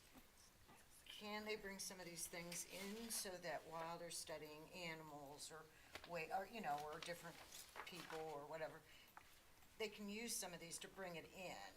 I think if To I help- remember correctly, there's a specific lesson on Okay. I missed the animals. Well, I mean, because I would just think that a lot of this would fit in with the curriculum that we already have.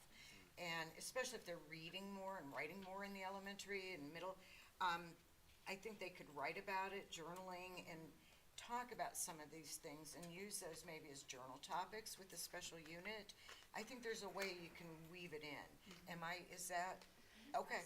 Yeah, and Crystal alluded to it, but each of the lessons is aligned to the academic standards. So Yeah. not only is it aligned to the SEL standards, but it also is aligned to Ohio learning standards. So you can pull up any lesson and then see where it fits. Okay, thank you. Yeah, of course. I know that historically, like even with Panorama, we don't have a large amount of parents that take issue and want to opt their student out. What would be our strategy, or how would we handle a situation where a parent could be very uncomfortable with their child receiving this specific type of direct, instruction, and how would we address that? Like Yeah. proactively thinking Yeah. about this. I think if the board decides that we're going to move forward with adopting something, I think an important part of maybe the beginning of next school year is just informing our parents that our counseling team will be using these resources, encouraging them to reach out with any questions. And then if a parent or family feels really strongly that they don't want their child to participate, they have the right to do that. So we would work with each of the counselors in the buildings to figure out how we could do that in a respectful way that protects the privacy of the student and family and doesn't single them out, but also respects the rights and wishes of the family. I know that it's historically been a small number, but there are those families there, and we want to make sure that they feel comfortable as well. And Absolutely. Yep. thank you. I appreciate that. I think an easy way to do that is, I know right now for my daughter in 5th grade is this is the lesson that was learned this week, or we get a link and I get to read it. And I've used many of them myself in my own learning. But would be maybe to do it on the front end proactively of that's a great saying this is suggestion. what's coming up this week. And Yep. so that they could see, and then if they had an issue. It would just be flip-flopping when it was sent out, really. Would be And I think a program will really be helpful for that to, because now we'll have like set lessons that we're teaching each time versus like a topic and then having to like throw something together, you know what I mean? So having a curriculum to pull from will be really helpful for that. And we have like the parent piece that we Yeah. can send home too. Well, and sometimes too, a kid might have just gone through something, and a parent might see it and go, you know what, that might just be something that really triggers my kid because of something they just experienced. And I'm sure that our counselors handle situations like that regularly. But by giving them the access, we're proactively, avoiding those situations where Absolutely. just that little thing that might be very difficult for a child to handle. Yep. Great suggestion. All right. So lastly, as we wrapped up our time together, we took some time just to gather some additional feedback on why this program is so beneficial. So our first focus was, of course, the students and how it benefits them. Some themes throughout the responses were the tailored scope and sequence that is very specific to our students' needs, that it is comprehensive and consistent. I know personally, I've had a lot of students even move within the district to different buildings. So if they're receiving it in one building, they're going to still receive the lessons in the building that they may move to. The parent information was very beneficial. It's developmentally appropriate, and the tiered supports we also felt were really helpful. And then we also explored how it benefits our staff. So some common themes in the responses here was that less time planning equals more time with students. The professional development for staff we thought was very helpful. The grab and go lessons, so if a teacher did request something more specific, then we would be able to access that for them. The academic connection and the common language throughout. And lastly, we were asked what we're looking forward to about this new resource. And something very important is having a district-backed curriculum that we all feel safe and secure using, evidence-based materials to help support all of our students, and of course the ease of use for time management. So the quotes that you saw on the slides were just one example, but I just felt like all the quotes were so well done that I typed them all out in there so that you could see, everyone's great. voices represented. So Thank you. it was really hard to pick one quote per slide. So next steps, we are here tonight presenting to you. We presented this same presentation to our admin team last week. And then kind of pending approval, we would look to host a kickoff meeting just to kind of get organized, talk about that scope and sequence, and how we can kind of start planning any professional learning for not only our counselors, but our staff for next year as well. So, do you have any other questions or additional information we could get for you.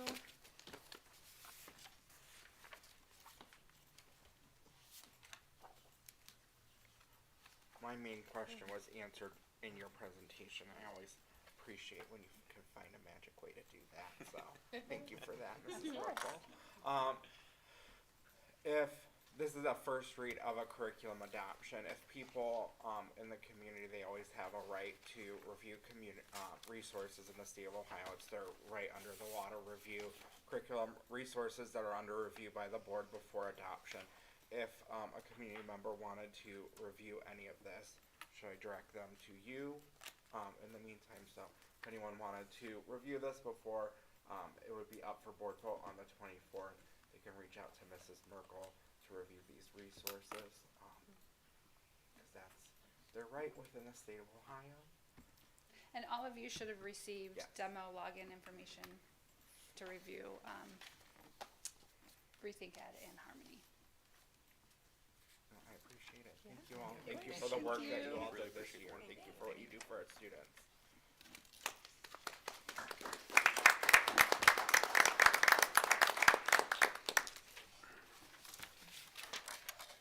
Item E is Treasurer CFO's business consent agenda. Ms. Stoikloy. Thank you. I'd like to recommend that the Board of Education approve all items in the treasurer's consent agenda. So moved. Second. Any discussion? Ms. Coca. Okay. Nope, just the donations. There would have been more, but we're gonna hold off till next meeting for what I had. We have a few donations, one for our Humble Hackham Scholarship and a few others for students in the district, the second grade class, and one was a food service, one for lunches, so always appreciative of those. Anything from the board? Please call the roll. Mr. Gomez? Aye. Mr. Harris? Aye. Mrs. Schaefer? Aye. Ms. White? Aye. Ms. Coco? Aye. Thank you.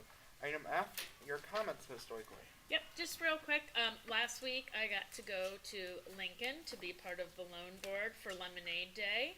I was very impressed with all of them. There were a few that really stood out, and I love the names they came up with for their lemonade stands. One was, sorry, I wish I could like the Reptile Ragers or something like that. I don't know. Kind of spoke to me. But we had a good time. We filled in for Dr. Selico and Ellen, who were not there, so we took their name tags and we played the part of them for a little bit. But Gio had sent me a letter and invited me over, so it was a good time. And I was glad I was able, this is a busy time of year, but I was glad I was able to get out and go over there and do that because it was a lot of fun. There was even a dance routine in one of them that they were going to perform tomorrow at the lemonade stand to draw people in. Okay. Yes, one of the teams. I was said impressive. But did the fourth graders have sound fiscal policy? Yes. Okay, good. Yes. Good. Most of them were very generous. They were even going to donate money that was theirs after their original donation or save it. I was shocked to hear a lot of save it. Nice. I'm going to put it away and save it. I thought, wow, look at you. You can come work for me in about, 10 years or so. So, that's all I have. Thank you. Item G, Superintendent CO's business, Dr. Selico. Thank you. I'd like to recommended that the Board of Education approve all the items listed in the superintendent's consent agenda. Second. Discussion, Dr. Selico? Oh, yes, we've been busy, and my apologies for lots of confusion and we were struggling with this one this month. There was a lot on here and a lot of things to get on, and unfortunately some of the information that came to us was last minute or some last minute changes, so thank you for your patience. We have a few things I want to point out. One is that we have Aaron Woodard here this evening, so he's being recommended for a maintenance supervisor position.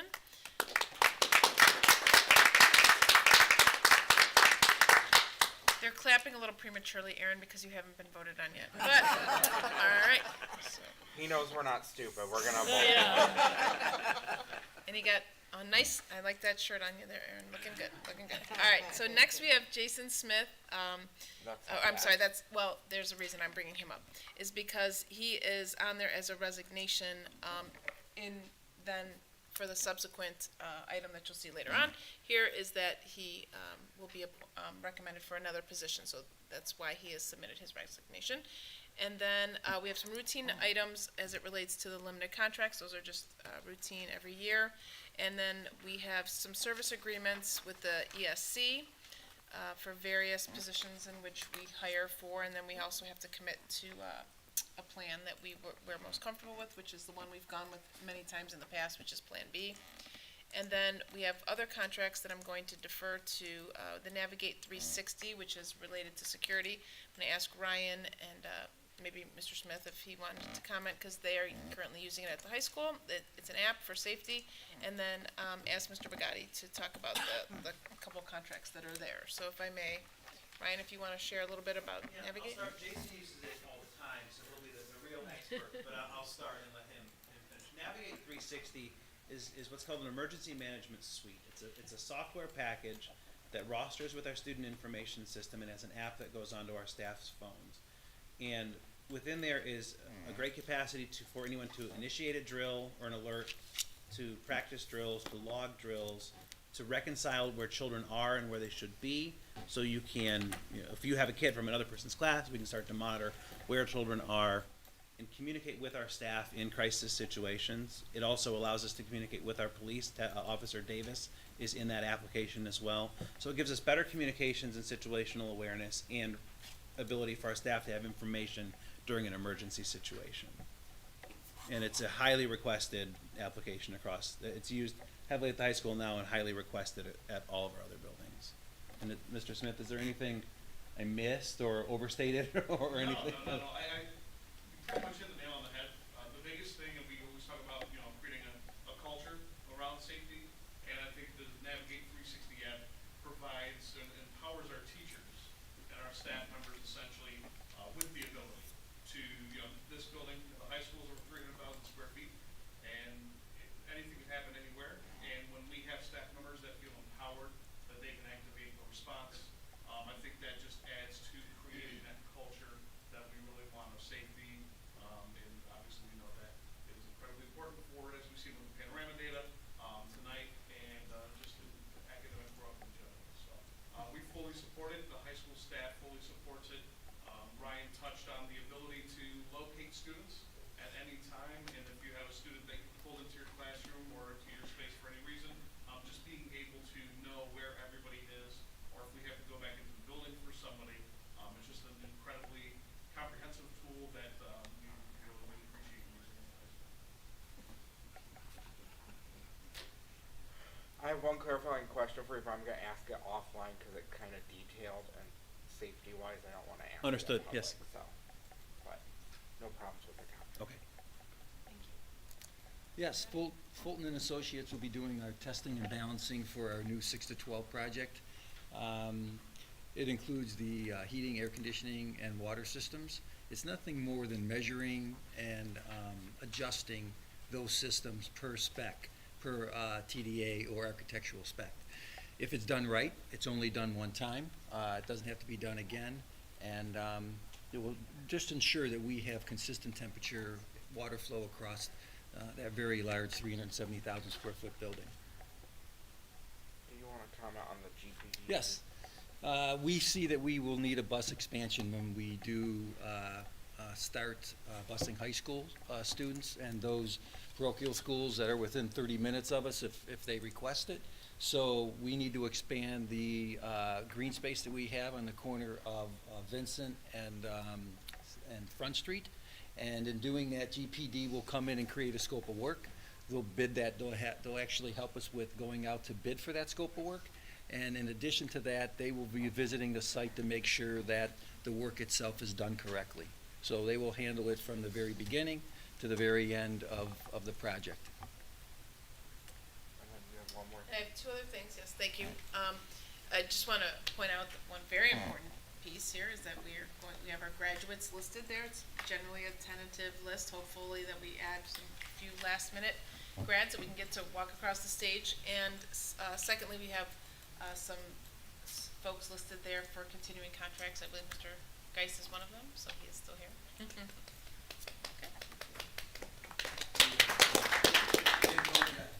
You're getting the hang of it, yep. From the board comments now?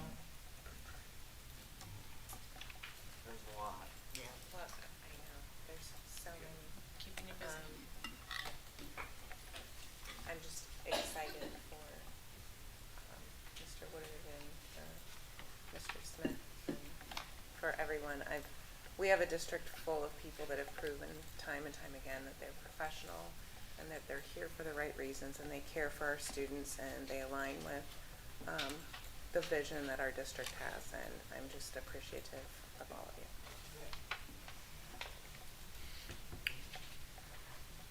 I'm always very excited to approve our graduates. I always make a point, I sit and I read every graduate's name because that's how excited I get about each student that graduates. It's not just a name on a list, but I sit there and I read every graduate's name when we get that list because I'm so excited. And it's just my little small way of honoring all the work that they've done to get to this point. So that, we're also re-upping our contract with the Summit ESC. They are a wonderful partner to our school district. I just can't say enough good things about the ESC, and we spent some time as a board understanding more about what they do. It's a lot. They're Took a wonderful. lot of effort to try to understand what they do, but we very much appreciate them.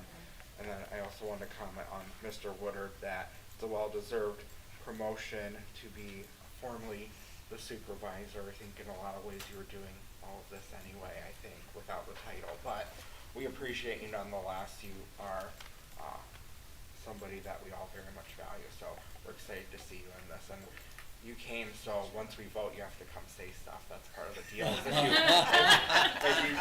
If you bump up into like supervisory, administrative, and you show up, we make you say something. So after we vote, we'll ask you to come up and say something. Mr. Gomez, I told him he was on to ask him to come, but I did not tell him that. So You he can- may not have shown up if, You can handle that one, Mr. Begay. Anything else? Yeah. Please call the roll. Mr. Harris? Aye. Mrs. Schaefer? Aye. Ms. White? Aye. Ms. Coco? Aye. Mr. Gomez? Aye.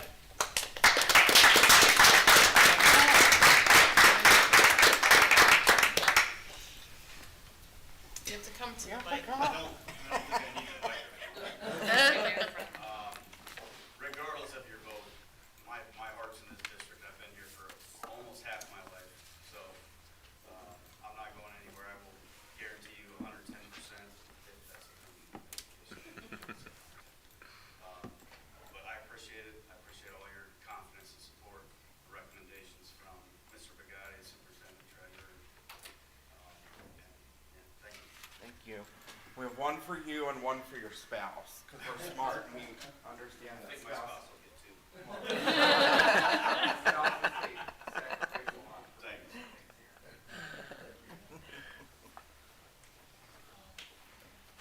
You're not gonna make him do this? What? We didn't, that was his resignation, now we gotta approve his contract. Oh, you're. It's contingent on us approving it, so he's not. Okay. Item G, Superintendent CEOs, no, item H, Superintendent CEOs business. Okay, thank you. We have several under here as well. And so the first one is asking for the approval of, recommend that the Board of Education approve the administrative contracts for Heather Zeman as Director of Special Education, Chris Black as Principal of Roberts Middle School, Jason Smith as Principal of the Cuyahoga Falls High School, and Holly Merkel as the Coordinator of Wellness and Success. So moved. Second. So if I may, just tell you a little bit about each. Some don't need much of an introduction because we know them. Ms. Holly Merkel has been in the position for years, several years, and has been contracted through the ESC. And so I would like to bring her over as one of our employees. So I think that's well-deserved, and you can see the hard work that she puts in, and she's presented to you numerous occasions, and just happy to keep her as a member of our team and bring her officially over to us. Next, we have Mr. Jason Smith. Jason, as many of you know, has been a math teacher. Started at Cheney and his math teacher for about since 2010, I believe, and was the assistant principal. Has been the assistant principal at the high school for 3 years, and certainly a big job. It's we know the high school is no joke, and it's a lot of work. And look forward to working with Jason and providing guidance and a vision and really creating a great culture here, and one that with high expectations and for behavior and academics. So looking forward to that challenge and working with Jason on that, should he be approved. And next, we have with us two new folks. Yeah, yes, he did. He resigned, that's right. Heather Zeman, if Heather, if you just raise your hand. So Heather, asking for the appointment of Director of Special Education, and just to tell you a little bit about Heather, she received her Bachelor of Arts in Communication from Bowling Green. She has a Master's of Education in Educational Psychology from Indiana University of Pennsylvania, and she also has her Education Specialist in School Psychology degree as well. And she has been a school psychologist in a few different districts, Brunswick most recently, that's where she is currently. She also is the coordinator of MTSS for the district, and she was in Talmadge City Schools, Norton City Schools, and a couple others out of state. And so she also has a number of professional presentations and publications, so an impressive resume for Ms. Seaman. And then next I'd like to introduce Christopher Black. Chris is being recommended for the principal of Roberts School, so we'll have a Chris replacing a Chris, just spelled differently. And Chris has a degree from his undergrad from Kent State University, a Bachelor of Science in Education. He also received his master's degree from Ashland University and is currently the principal of Dalton High School and was an assistant principal in Copley, Fairlawn, as well as an assistant principal at Riverside High School, an assistant athletic director and teacher in Tuslaw local schools. So we are happy to welcome Chris as well, contingent upon the board's vote. And those are my recommendations. Thank you. Board comments? How did you pronounce his high school name? Dalton. Dalton. Dalton? Dalton. Okay. I just want to get approved.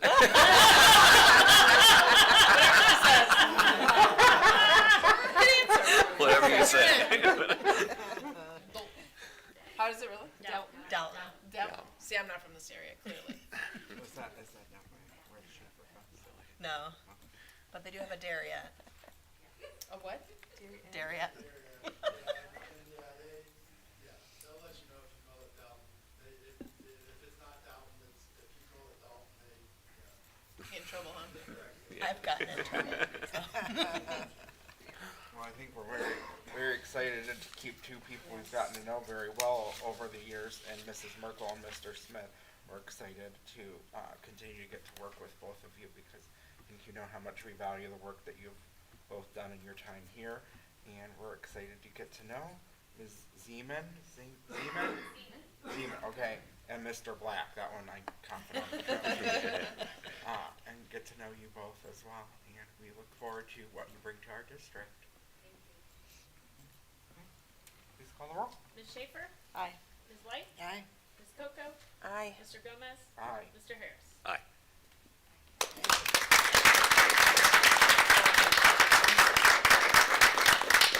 You can decide what order you want to make them come Okay. up in. Well, we'll have Jason come up because Aaron is calling him out. So Jason, start. You want to come up there or from right here? You know, for purposes of people listening at home, we should come up to the mic.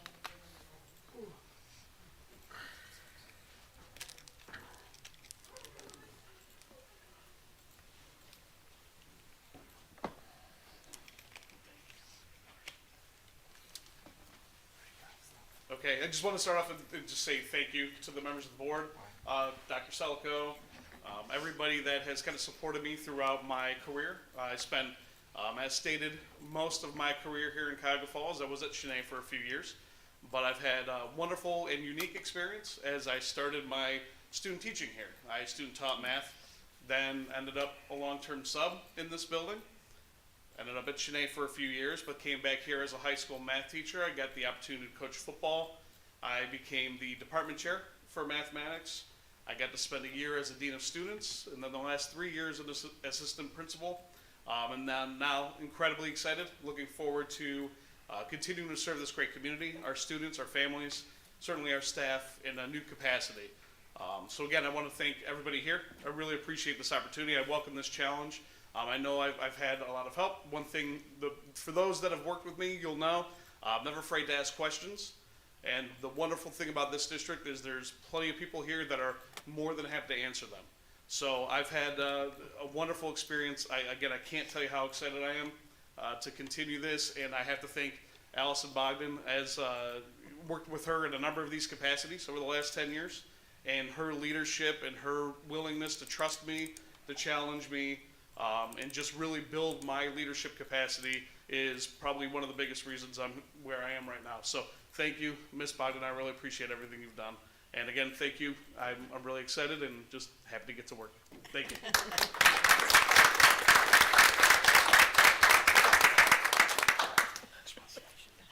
Heather, would you want to come up next?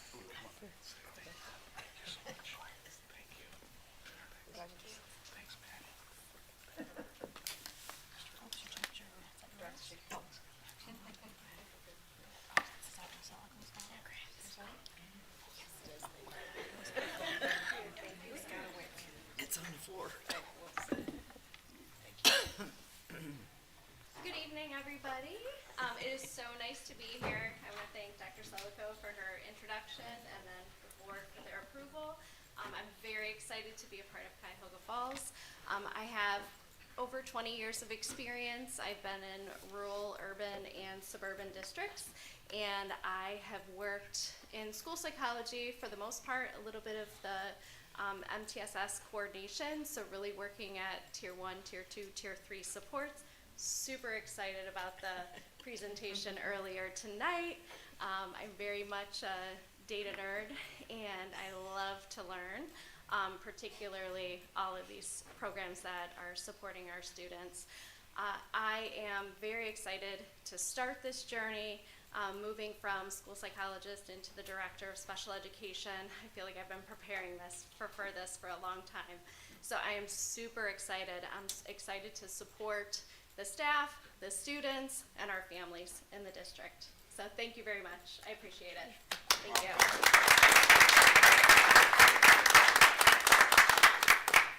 All right, Chris, you're up.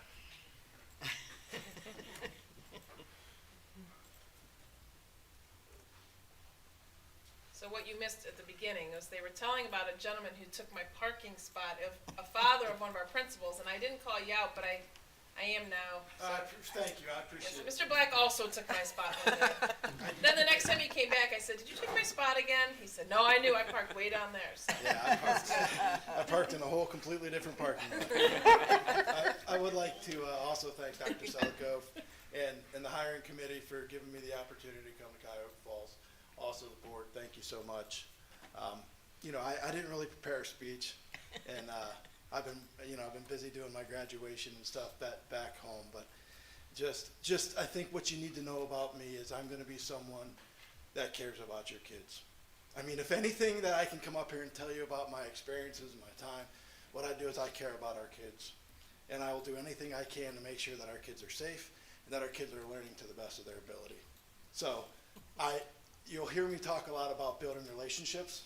You know, I'm not going to, academics obviously is one of the most important things, but in order for academics to be successful, or in order for our kids to learn, they need to know that we care. They need to know that they're safe. They need to know that their principal is going to be somebody that has their backs. And that's really kind of, if I have to introduce myself, that's who I am. And I just really look forward to having the opportunity to be here, working with all. I've heard great things, and that's why I applied, and that's why I want to be here. So, thank you.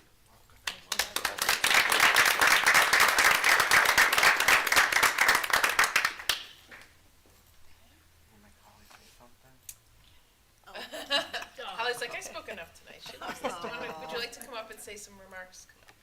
You gotta join the team.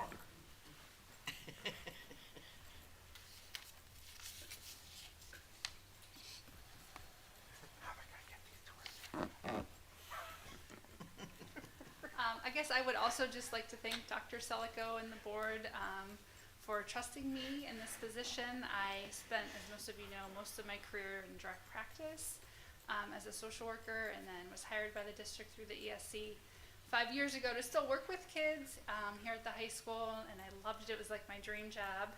And then when this new position opened up, the board and Cameron trusted me to slide me over to central office. I'm not sure I was ready to leave kids and to take on the responsibility, but I really appreciate Cameron Lazar and Amy Cruz have really mentored me, and I really appreciate all the support they've given me over the last 3 years to really help build my confidence and help me understand how to do this education thing, because I know mental health, I know how to do all of that, but I joke around and say that I feel like I got a master's degree the last 3 years learning everything about education. So I really just appreciate the opportunity and trusting me to continue this work.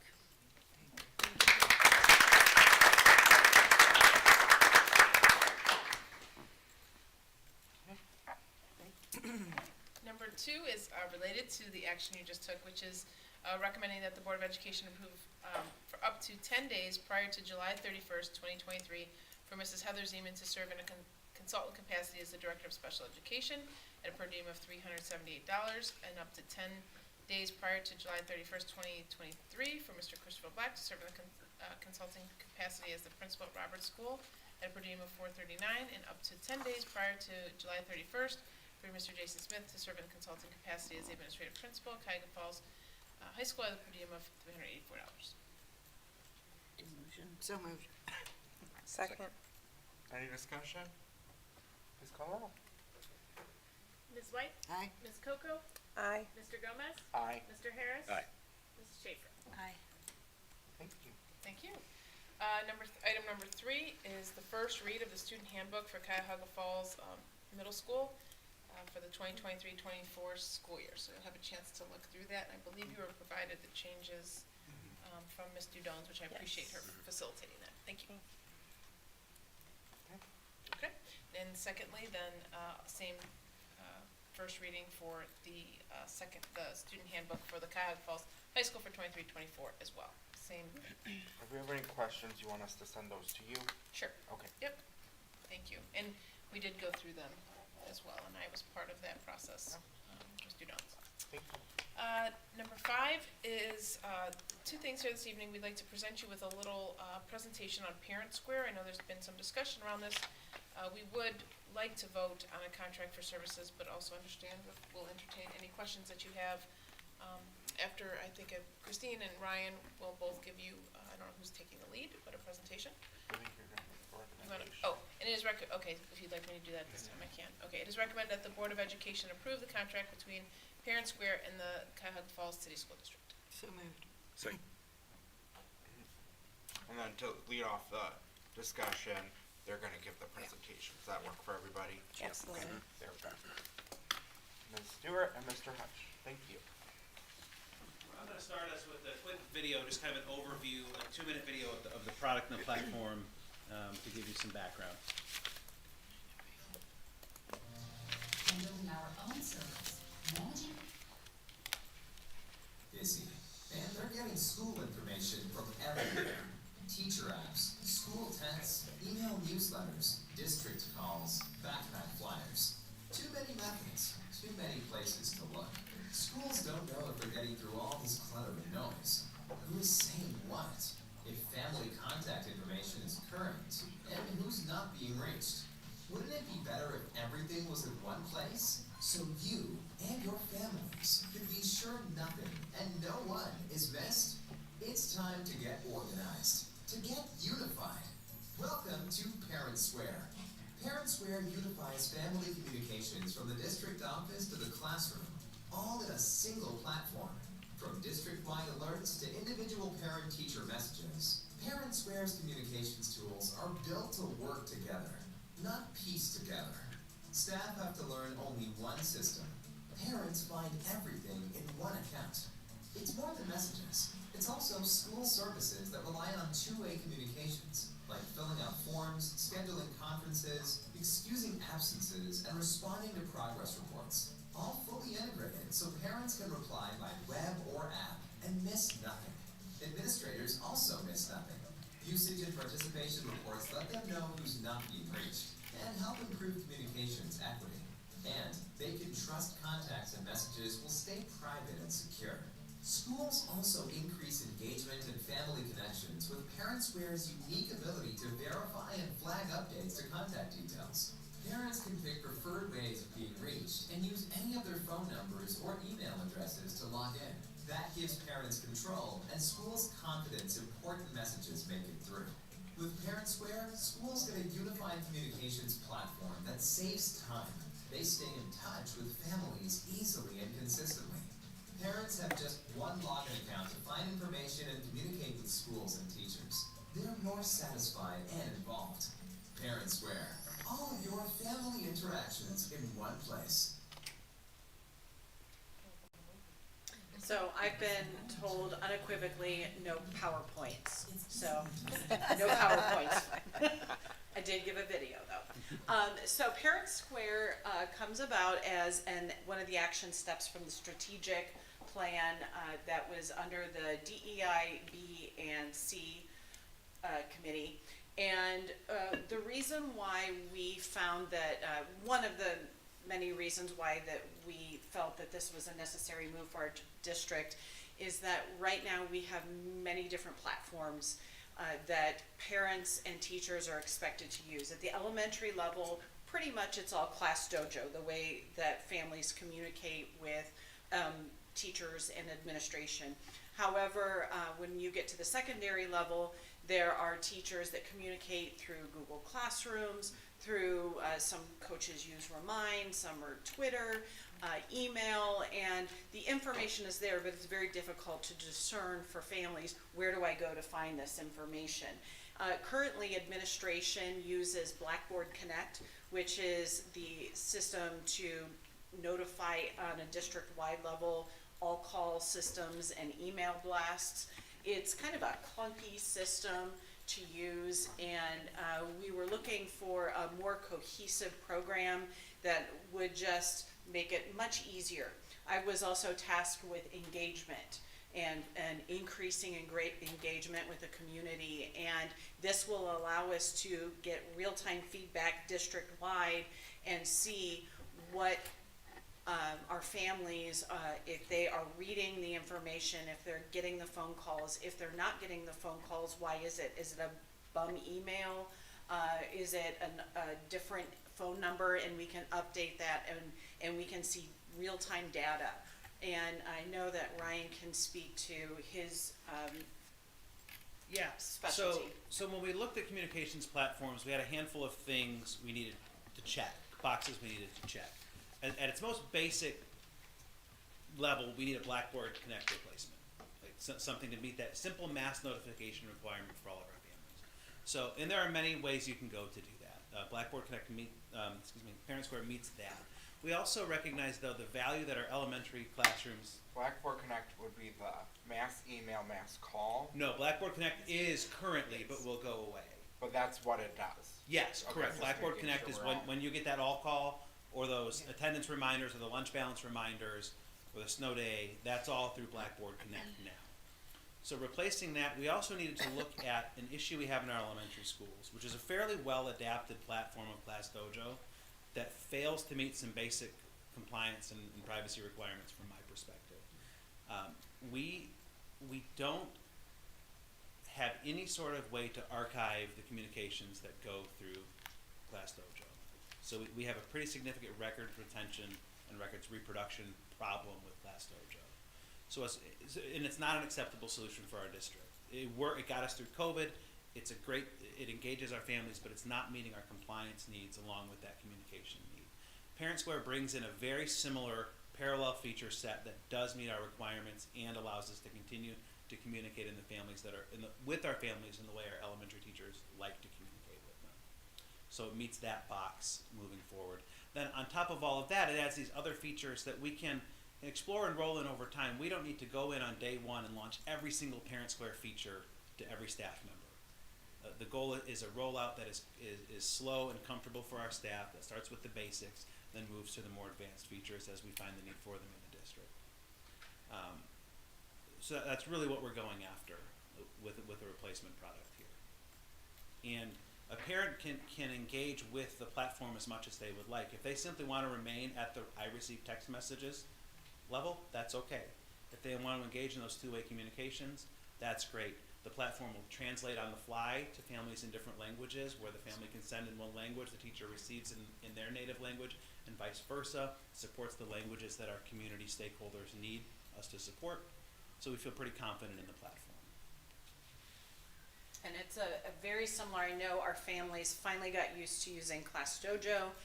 Teachers, administration, and families like the ability of being able to, it kind of has that social media feel where they can get pictures like, hey, we did this really cool STEM activity in our science class today, here are pictures, and it's a real-time feel. Those features are still going to be available in Parent Square.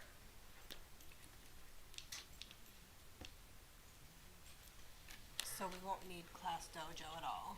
Well, we're still going to, so there's a piece of Class Dojo that I think I am okay with from a data perspective. At least I'm willing to be okay with it for a while. And that is the reinforcement token system within the classroom environment. A lot of teachers are using Class Dojo as a incentive for positive behavior through their PBIS programs. And I don't feel comfortable taking that away yet without a better vetted solution. But I do feel passionate about the need to make sure our communications are in a secured and properly archived platform. The program that you presented has a PBIS portion to it also, correct? The Rethink Ed? It just aligns. So it doesn't have like that type of, okay. Is Class Dojo behavior part of our MTSS for success and wellness? Is it written into our plan? Or is it something that people are using because they like it? It's something people are using. My understanding is they're using it because they like it. I don't think it's a blanket endorsed program by the district. And I believe, and I could be wrong, but I believe that there are some buildings, for example, DeWitt. I know that the building-wide, they have decided this is how we are going to use this for our PBIS, and they have come up that maybe their building leadership teams have decided that this is the platform that they're going to use for that, but I don't know that that's necessarily the case across all the buildings. But parents wouldn't be using Class Dojo, it would be just something that using in the classroom. It's just the, right. Correct. Yeah. Well, parents can't access that piece of Class Dojo. They can, I think they can view the points, they can set up to get notifications when their child gets points. You can, and then parents have the option of rewarding points to the students as well at home Oh, for that's a new different feature that things. didn't exist. for us. Yes, but if you go much further beyond that, then it starts prompting the parents that they need to pay to add Yeah, more and that's features. something I really don't Which- appreciate about any platform No. for our families, and that's a big. What COVID created was a lot of creativity in software in the education space. What COVID created was an oversaturation of not really well thought out adoptions of products, because necessity is the mother of invention, and it just happened and they stick. And now we have cleanup to do, and we have a lot of it to do, and that includes vetting carefully the applications that our children use, and that's a process, and it's something I'm passionate about, and we do it one app at a time. So we currently are paying for Dojo as a, No. no, we are not, okay. So, okay. We'll still use Progress Book though, because I know you said you do progress reports Yes, through so it. so the progress reporting feature is a feature where you can send documents back and So forth. they don't communicate in any way. Well, great question. Oh. Progress Book is our student information system, so it's the system where all of our student data lies. And Progress Book rosters into Parent Square, which is how it's, so a teacher will log into Parent Square and see their classes automatically based on the student information system. So that's how those two systems interface. So if I were a parent, I log into Parent Square, I could also check my child's grades through this? No, it's a okay. that's a great question. It's a communication platform. The data comes out of Progress Book and into Parent Square, but it does not go the other way. And there's also, the transponder, if I'm saying that right, that. So, Yeah, so another piece of Parent Square that will be very nice is it will allow us to communicate with bus routes, which we currently don't have the capacity to do. If bus 21 got an offender bender and all the kids are okay, but the bus is going to be late, that's a message we want to quickly get to our parents. And that's a message right now that is a manual process of phone calls. Or we have a separate app that we just bought that does that. It may, it tracks the routes and tracks where the bus is, but whether we can choose which platform will communicate out. Well, And it we will- does. I mean, it can. Sure, but our goal would be that singular unified communications platform of Parent Square. So we wouldn't need that, if Parent Squares, we wouldn't need that other app, or those two apps communicate? No, they would communicate together, they'd work together. Okay. There's different features, right? Fair to say Right. that there's different features that you So, can turn on or turn off. right, so a parent can, it's a great question and one I'd not fully considered, but it doesn't relegate one by having the other. So the TransFinders, the GPS monitoring and all of that can still happen in the TransFinder ecosystem, but what I'm imagining, if our goal is unified communications, we would drive a communication out of Parent Square. We're not sure not every parent may not get in and track their child on the GPS system. Some parents may, some parents won't. But we will overtly communicate to all contacts in our district through Parent Square, regardless of their involvement in the GPS system. Am I making sense? I'm using a lot of words, but I don't know if they're clear. Yes. Sorry. I am 100% for having one uniformed, that's it, as a parent. This is all I've gotta have on my phone, because right now I don't know how many I have, it's a lot to keep track of everyone. My one question with having that one app is, we do get, as parents get a lot of notifications about a lot of different things, different ways right now. They get an email about this, they get a remind about this, they get a class dojo about this. There is something to be said for some sort of differentiation between, oh, I'm getting a message from the district about a lunch count, or I'm getting something because of my student. So when we're getting notifications, does it differentiate who that notification is from within the system? Do you know what I'm saying? So it's not just, I have 20 notifications from Parent Square. Yeah. I'm overwhelmed and I'm not gonna look at any of these right now. Is So- there a way that it differentiates? Certainly, where they're within coming the from? application, you'll know who the messages are coming from, so it could be a teacher correspondence or a mass notification.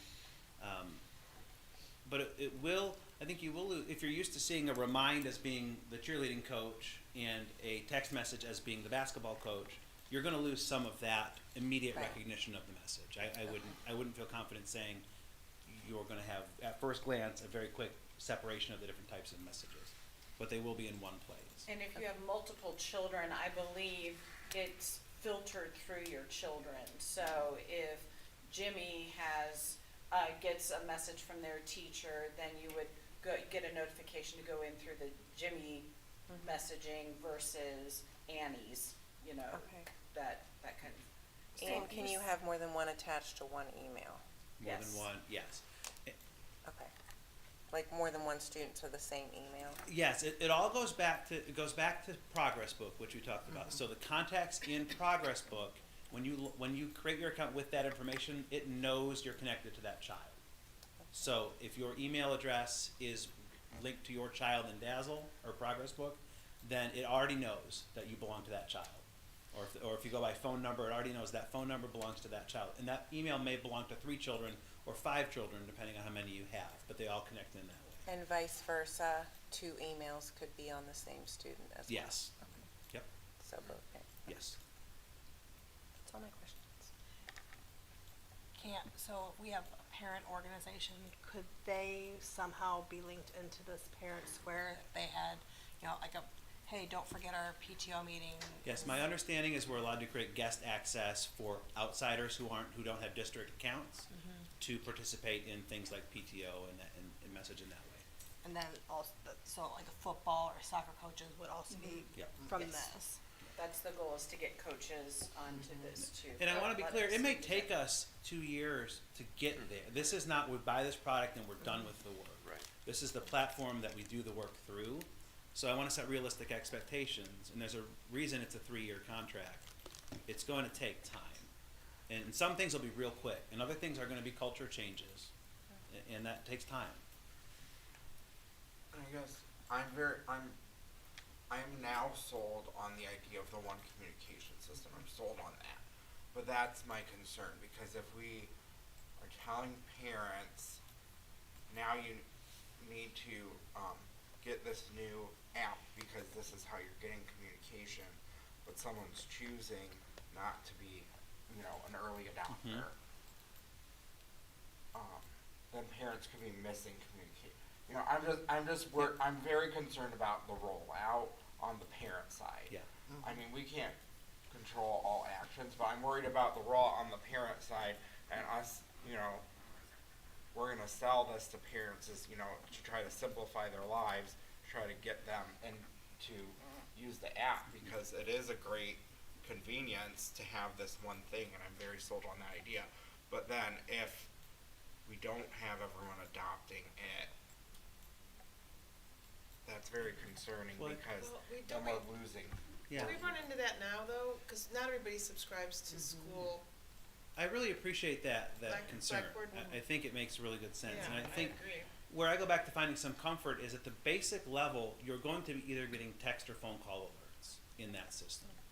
And so it sets the baseline that everyone's going to be engaged in Parent Square as a recipient of messages, because you have to be. We're not going to, unless you really opt out of wanting snow day alerts, you're going to be involved in Parent Square. It doesn't have to be the app at first. And we're going to have to work we're going to have people who, when we say we're going to use Parent Square now, not use it. We know that. And that comes then to a question of, are you not using it because you don't know how? Then we train you. If you're not using it because you don't want to, we discuss our expectations. And then we work at it from that way. So you don't have to have the app to still receive the calls all are the calls. Correct. Yes. Correct. Okay. 100% correct. And you can, and if they don't have, for whatever reason, a mobile device, there's a website that they can also log into. So I'm not looking at anybody. I was. And then the other concern I have is, as we tell parents, we're going to this one app for communications, have we, district level, done the work to get communications in that? Because here's just a good example. When our elementary school families get their report cards, on the report card envelope it says check yes or no, do you want a conference? Should that be routed through this app now, or should it be routed through Dojo now? Are we checking though? Is that really the best way to communicate that, just all these old school ways Yeah. that we utilize, is that really how we want parents to communicate, or is that just because we have a lot of those envelopes still and we're trying to use them up? But then we have parents check those boxes, What happens with the checkbox? I don't know. do? And that's not, again, not a slight on our staff, but have we really thought about what does it mean when we say to parents, we're going to one communication platform? Have we talked about all these other ways that still exist within our system that we're asking for communications? Yeah, I think there's always, look, this one communication platform for every single thing is a utopian idea, right? It's not really, there's always going to be a communication that happens outside of the system. But if we can, as a whole, build the expectation for our stakeholders, I have 3 kids, I get email, I don't read so many things that come from my kid's school because I don't even know where to go. At least if I'm sitting on the couch, I can open the Parent Square app and look and see what's happening with my kids. And right now, I have to go and look for this teacher's email or that teacher's email or the band concert email. And it's hard, as an engaged parent, I cannot keep up with my children's correspondence. If I were extra stressed and we're having trouble engaging even more, it'd be even that much harder. This is one thing we could do to make it a little bit easier. But I don't want to oversell and say we're going to solve every communication problem in the district. Well, I guess that's my question. Are we at the same time doing the work to identify things like those envelopes that, a parent that I know recently brought up to me, and I was like, oh, that's someone, we were talking about this. I would never known if you wouldn't have said that to me, because why would I know? Why would I know that, you know? Because I wouldn't think about something like that. But we have so many of these other ways that I think we need to do work to try to understand what are all these other ways that exist, because, you know, we also, I'm pretty sold on this one, communications, this idea, and I think you know that I'm pretty, also have pretty reasonable expectations of like life and how things work. Nothing's ever perfect, but I think when we tell our parents we're trying to get to one communication platform, and then they're bringing these things to us, we need to be able to tell them that we're also doing work to try to identify those things and bring them in. Yeah, I think we're always looking for ways to improve communication. I mean, since the beginning of school communication, we always want to make it better. And that, you know, when we say one method of communication, that doesn't mean it's the platform that the IEP comes home through. You know, there are just some limitations to that. But it can be the place that I look for that receipt of information or message back and forth with my school teacher. And that's a great step in the right direction. And I appreciate especially the messaging feature, like you said, it is a very much more like a social media kind of feel to it. And from a parent engagement standpoint, I'm not sure, do all of our elementary schools use Dojo right now? Yes. Okay. That is one thing that I know there's a lot of problems with Dojo that has been nice, is just, you know, my daughter had a rough morning. She didn't eat a great breakfast. She had a little bit of a headache. I sent her to school because she doesn't have a fever, just so you know. Like, just those types of small communications that make a difference for the teacher to know what's going on at home is huge. Yes. And to be able to have that not just at the elementary level, but across the board for the middle school level is game changer to me. I mean, the communication in those moments, they make all the difference. If you know a kid's 100%. coming to school escalated and you can share that information and you can bring that kid back down, you may save that kid's day. Right. And we've got to do better, and this is a step towards doing better. So I think a big piece is just how we communicate the rollout, because a lot of our families, you know, big chunk of people will just be like, sure, whatever, I'll adopt it. You know, you'll have that second group of people that, you know, after the fifth reminder, and then there's going to be a group of people that are going to need that, like, real heavy lift. And I just want to make sure we commit to the heavy lift people as well, especially, you know, our ELL families, that it will take more effort to help them understand. And you know, we have a large,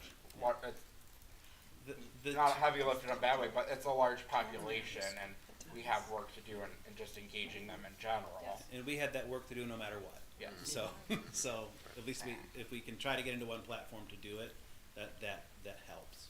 And Tori, who was working with us, she's on our DEI B and C committee, and she was really great posing when we were vetting all of the different vendors. She had the really great questions, like, we have a translator who has pre-recorded messages. Can we attach those voicemail or those pre-recorded messages to the communication? So she's been really great, and our families have really been front and center as far as how we can best serve. And that's a great example of where I feel like a Parent Square salesman, and I'm not, but where Parent Square stood out from other products we looked at, like Class Tag.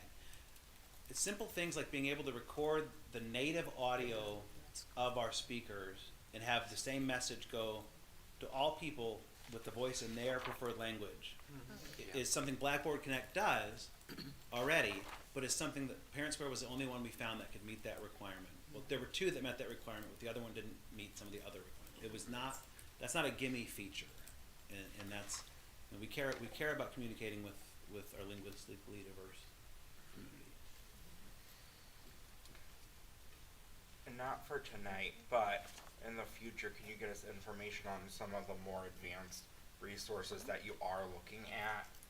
Because I think we understand what the initial rollout would be, but there's quite a list of advanced resources. Of the features Yeah, even within the just- platform? Yeah. Yeah. So just, it would be helpful to kind of have an understanding of what we're looking at in the future. We need what to we're learn the not, platform because ourselves yeah. too, and that's where, we can't play with it till we buy it. And we can we can watch demos and we can do all these things, but until we have time to get into the platform, we don't, we don't know. Yeah, because this forms, and I was looking into the forms and permission slips, but. See, but that's where, that's not true, and that's not to replace final forms, right? This is where it gets confusing. Yes. Like school districts get confusing. Because final forms will always be there as our annual consents clearinghouse, right? This will not ever replace that. It doesn't have near that functionality. But this could work if you need to get that quick field trip permission slip to go to the park.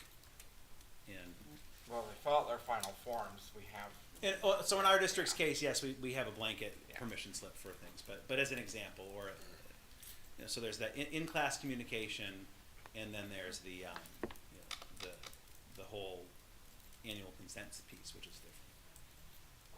When would we start rolling this out to our families? Well, we need to get approval for a contract that gets us to start rostering our data. We would roll out. It would really be a rollout that begins with the school year. We can't do a whole lot before because parents aren't even rostered into the system until our rostering is done. So it would be a concurrent with the start of the year. And the basic functionality for mass notification would already be in place. And then we would work with, we have to train teachers to train them into getting communications out to families.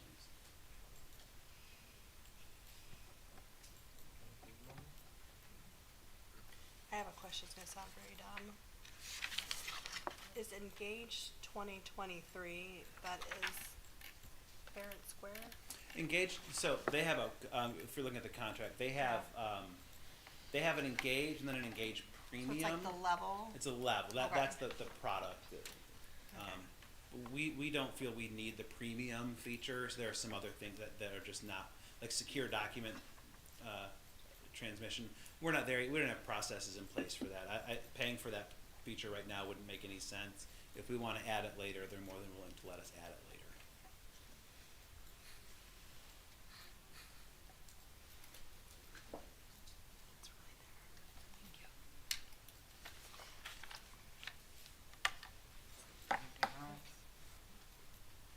Call the roll.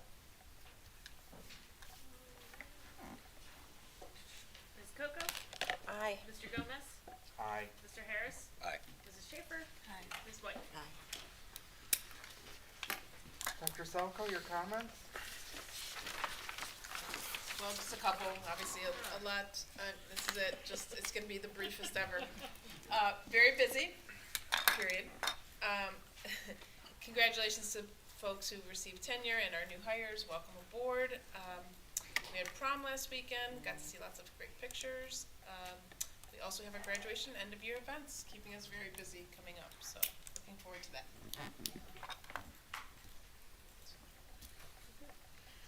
Item I is board business. We have someone signed up to address the board. Ms. Amanda Marconi, if you want to come up, approach the podium. Mr. Hutch is going to put the 3-minute timer up. We don't do that as a bludgeon. We do that because it's in our policy and we have to be consistent with policy. I think it makes a little ding. If you're like mid-sentence, please finish your sentence. If you're like mid-sentence when it dings. You're supposed to state your name and address. If you feel uncomfortable stating your address, we have it on file. So don't say your address if that makes you uncomfortable. And then when you're 3 minutes up, if you'll just remain up there for a moment. And then the floor is yours. Hi, my name's Amanda Marconi. I reside in Silver Lake. I'm a nurse at Akron Children's Hospital in their pediatric oncology unit. My children are Maximus, Alexandra, Xavier, and Isla. A brief history: in December of 16, I noticed some seizures in my now 11-year-old. February of 17, those turned into generalized. January of 18, we got the diagnosis he had CHD2 gene mutation, which resulted in a vagus nerve stimulator implanted in August of 18. November of 18, he had a corpus callosotomy to prevent the severe atonic drop seizures. His VNS now is programmed to go off 800 times a day. April of 19, he received the diagnosis of Lennox-Gastaut syndrome. That is a rare progressive form of epilepsy. He is refractory to medication. He is under palliative care now. He is no longer a surgical candidate unless they entertain the idea of implanting an RNS, which is a different a different system to try to stop the seizures. With that said, at April of 19, age 7, he qualified for a medical marijuana card. In fall of 19, we saw the seizures decrease to 0 on an official EEG reading. LGS is progressive. The seizures are back. He has quality of his days, a calm to this storm, because of the medical marijuana. The medical marijuana is not a cure. However, in fall of 19, when we were receiving that amazing news that things had kind of calmed down, I received a call from one of the administrators at the time, currently still, all to say that you're to remove your child from school grounds. He could not even verbalize the words medical marijuana. I felt like I was doing something wrong. There was no help provided. We were just to remove him from school grounds. So fast forward to today, I am feeling ostracized as a parent. My child has significant severe cognitive disabilities. He is a part of the special ed program, which I love. Mrs. Clemens is absolutely phenomenal and has allowed us to meet our child. What is going to happen to the child that receives a medical marijuana card that has physical disabilities? Are any of you okay with watching a mother put their child in a wheelchair, sign them out on a piece of paper, walk them across the street, or drive them, put their hazards on? But it doesn't matter because I signed them out. Who cares? Then I have to sign them back in. My son asked me, Mom, why do we have to leave? I said, it's okay, Xavier, because I know he's going to forget in a few minutes because of his significant short-term memory. I have had made many steps to investigate this. I sent out a letter to Columbus. I've reached Gail Manny, Casey Weinstein. I have more steps to take. I have to now contact congressmen. It's such a gray area. I understand. My understanding is that Ohio does not have a decision that says that you have to allow me. Ohio does not have a law that says that you can't.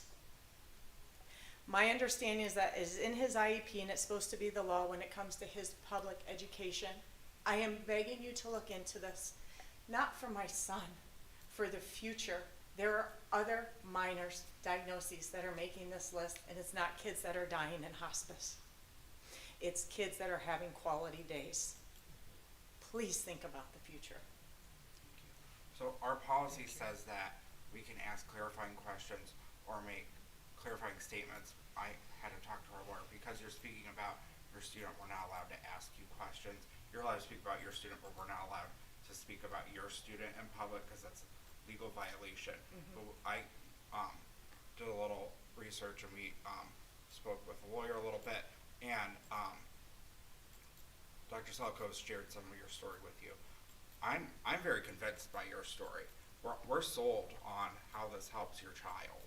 And I've spoken with our contacts with our school board associate. Can I interject? It's not about the clinical, it's about how I have to walk him across the street. Yes. So I spoke with our contacts with the Ohio School Boards Association about the legalities of this, and I also reached out to Representative Weinstein, who you said you've spoken to, and I didn't speak about your child because I can't do that, but I just spoke in general about this issue, and I don't know what he said to you because you mentioned that you spoke with him. I spoke to his representative. I wasn't able to speak with him directly. He would like to speak to you personally, and I worked on that, and we would like to work with you to advocate to get a fix. Okay. To make at least that piece. There's the federal piece. Absolutely. Because we get federal funds. Correct. And so there's that piece as well. I know they can't. We would like to try to work with Representative Sykes because we're pretty I just convinced. want to stand at the door. We're compelled by your story, and we would like to work with you in what ways we can to try to get a fix for this. Not, like you said, not just for your child that you're speaking out, but for future people. It's coming, and my concern is clinically as a nurse that parents are adjusting their dosing because they don't know how to get their child the medication they need during the day. So do we have her email? Yeah. Okay, So I have Rep. Weinstein's direct email, which I'm gonna give to you, I'll get to you, and he asked if you would share your story, and I'll work with you to connect Okay, you to thank him. you. And he knows it's coming. I didn't share details about you, 'cause again, we're not allowed to do No, that in thank our you. No, position. right. But we're very compelled by your story, and we wanna do what we can to try to help. Thank you, Okay? thank you. When we say every student every day, we mean it. I And feel your that. students mean it. I too. feel that from, yes, listening to all of you. This has just been a hard few years and we I just wanna play can't by the imagine. rules. And I I'm can't kind of imagine. glad. But thank you. Thank you for being an advocate for your children. Yeah, thank you. Thank you so much. Thank you. No.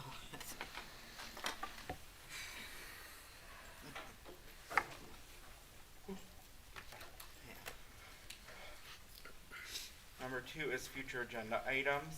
Does anyone have any future agenda items? You're gonna love, Ryan's gonna love this, but I would like a presentation on the chat. No, I'd love to. You So sent it out. I It did a was webinar cool. for you. I did do the. I'm happy to I do did. another, whatever you'd like. I think So- it's I've been using that technology today to actually help me do my job. So Did you watch the webinar? I did, She was there. That's his present. Yeah, I That's his was there. presentation. Well, isn't did it? anybody else see it though? Yeah, we Oh, were, I okay, think he sent okay. it to everyone. Oh, okay, Yeah, I'm he sorry. recorded it and sent it Okay, out. well then Yeah. never mind. Okay. No, I just wanna make, yeah. But if anyone wants to Never talk Chat GPT, let's go. Yeah, it's cool though. It's scary, but it's cool. So, okay, never mind. That was all. We do have, as future agenda items, Yeah. evaluations we have to do before the Yes. end of July, so that'll be coming up to discuss process and getting those in. I'll put this on for next agenda, to see about if we wanna do some community engagement as a board over the summer. I'll put that on as a topic for next meeting to discuss. I might send an email about it if someone helps remind me. And then I just wanna, now, as a future agenda item, we have obviously, as we're working on the future of our 612 campus building, we've gotten a lot of questions in the community about this property, the Roberts property, the Sill property, and all these properties. And so, obviously we need to address that in the future. It's becoming more imminent. Everybody on the board and Dr. Salko and Ms. Toykoi and Ms. Coco agreed that she's gonna take on, kind of be the point person on the board and kind of gathering thoughts on process over the summer. No, we're not gonna make decisions, but she's just gonna kind of gather what are our questions, thoughts, work with Dr. Salko and Ms. Stoikley on the legalities of that. And then as we get to the fall, it'll probably fall onto the agenda in terms of trying to understand what a school district can do, what's the process for properties, and then that'll obviously give the community notice that we're talking about these properties. It's a question we've gotten a lot. We have informal conversations, but we're a public entity, so we need to have these discussions at a public meeting to meet those obligations under the law. So we thank Ms. Coco for taking the work on. That work doesn't start until after we get through the end of the school year, though, so that was the promise. We have to get through the end of the school year, but she's gonna be our point person. We all, everyone agreed to that, and we appreciate her for taking that on Looking behalf forward of the to it. board. So it'll certainly Happy be to take that future on. agenda work for all of us, but thank you, Ms. Coco. Committee reports, 612 construction core team, Ms. White. Yes, and again, I apologize because some of this stuff is hard to understand. So I'm not real familiar with all this electric and stuff like that. But we had a construction update. 13th Street will be done on Friday. That was last Friday because we met on 5/4. So they took concrete out and they're going to put asphalt down in some areas of the parking lot. Yeah, where they Yes. took concrete out, that was on 13th Okay. Street to replace. Yes. That, but yes. Okay, and then, the utilities have been completed, the aggregate piers are 75% complete. The ed core focus, will be this summer, and I think, that's 20 or 30 more piers will go in, and then the end of the month, all that should be done. Then the next week will be the pavement, the west parking, east parking, lots and things like that. Then they did meet with Dominion. They ordered the materials for the building, for the gas house, and so that we have to have board approval for, and then the road easement too for the right-hand turn lane. So that will come up. The GMP, I think we all heard about that, and the notice to proceed. Electrician and the plumber have coordinated with approvals and the testing and balance. I think that's what Mr. Bugatti was talking about earlier, that testing and balance, the air through the buildings and all that. And that has to be done. And then our tour, of course, which I'm excited about, on the 17th at 5:30. And we do not need hard hats, so you don't need to bring them. If we You want can, to. yes, absolutely, you can. Might get a fancy vest. Yeah. And then the design update, it was the testing of asbestos at Bolick. We're pretty sure it's got it, but we don't know. But Gandhi is gonna take a core from the roof and test that to see if there's asbestos. And then Mr. Bugatti will handle that. So I think that's, timeline for fiber and tech, which Ryan will get the dates for all that, and we'll handle that. And I think that was about it. Athletics and Activity Council, you don't meet until the end of the season. Correct. I do have one thing for athletics. OHSAA is voting on 13 amendments to their bylaws. That voting closes May 15th. The hottest topic is one that failed by 5 votes last year, and it's that if your district doesn't have a sport, but an adjoining district does, or vice versa, a Board of Education could approve to allow a student to go to that district or come into your district to play that sport. They think it has a good chance of passing this year, and then if it does pass, Boards of Education will have to make a determination as to whether or not to adopt that policy. So certainly we'll see if that passes, and then look to Mr. Johnson to see what his thoughts and recommendations on that would be. Board policy, I don't think we have anything at this time. Business Alliance Council, Ms. Coco and Mr. Harris. Yes, we had our last meeting yesterday for the school year, and it was at Joshua's at Stowe High School, just part of our CTE program, the culinary program. And it wasn't so much a meeting as just a thank you and celebration and a get together of all the hard work that the members have done over the course of the school year. And it was really cool. I had never been to Joshua's.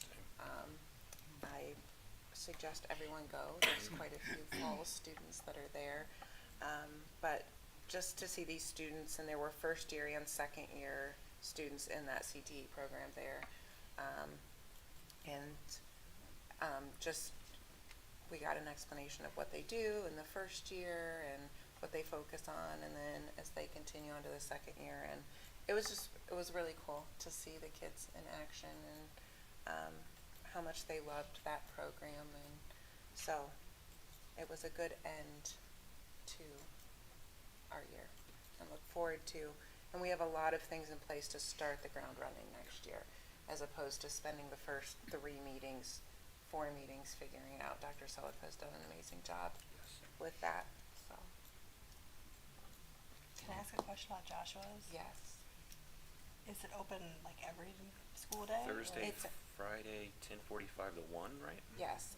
2 days a week? Yes. If you follow them, they have Instagram. They have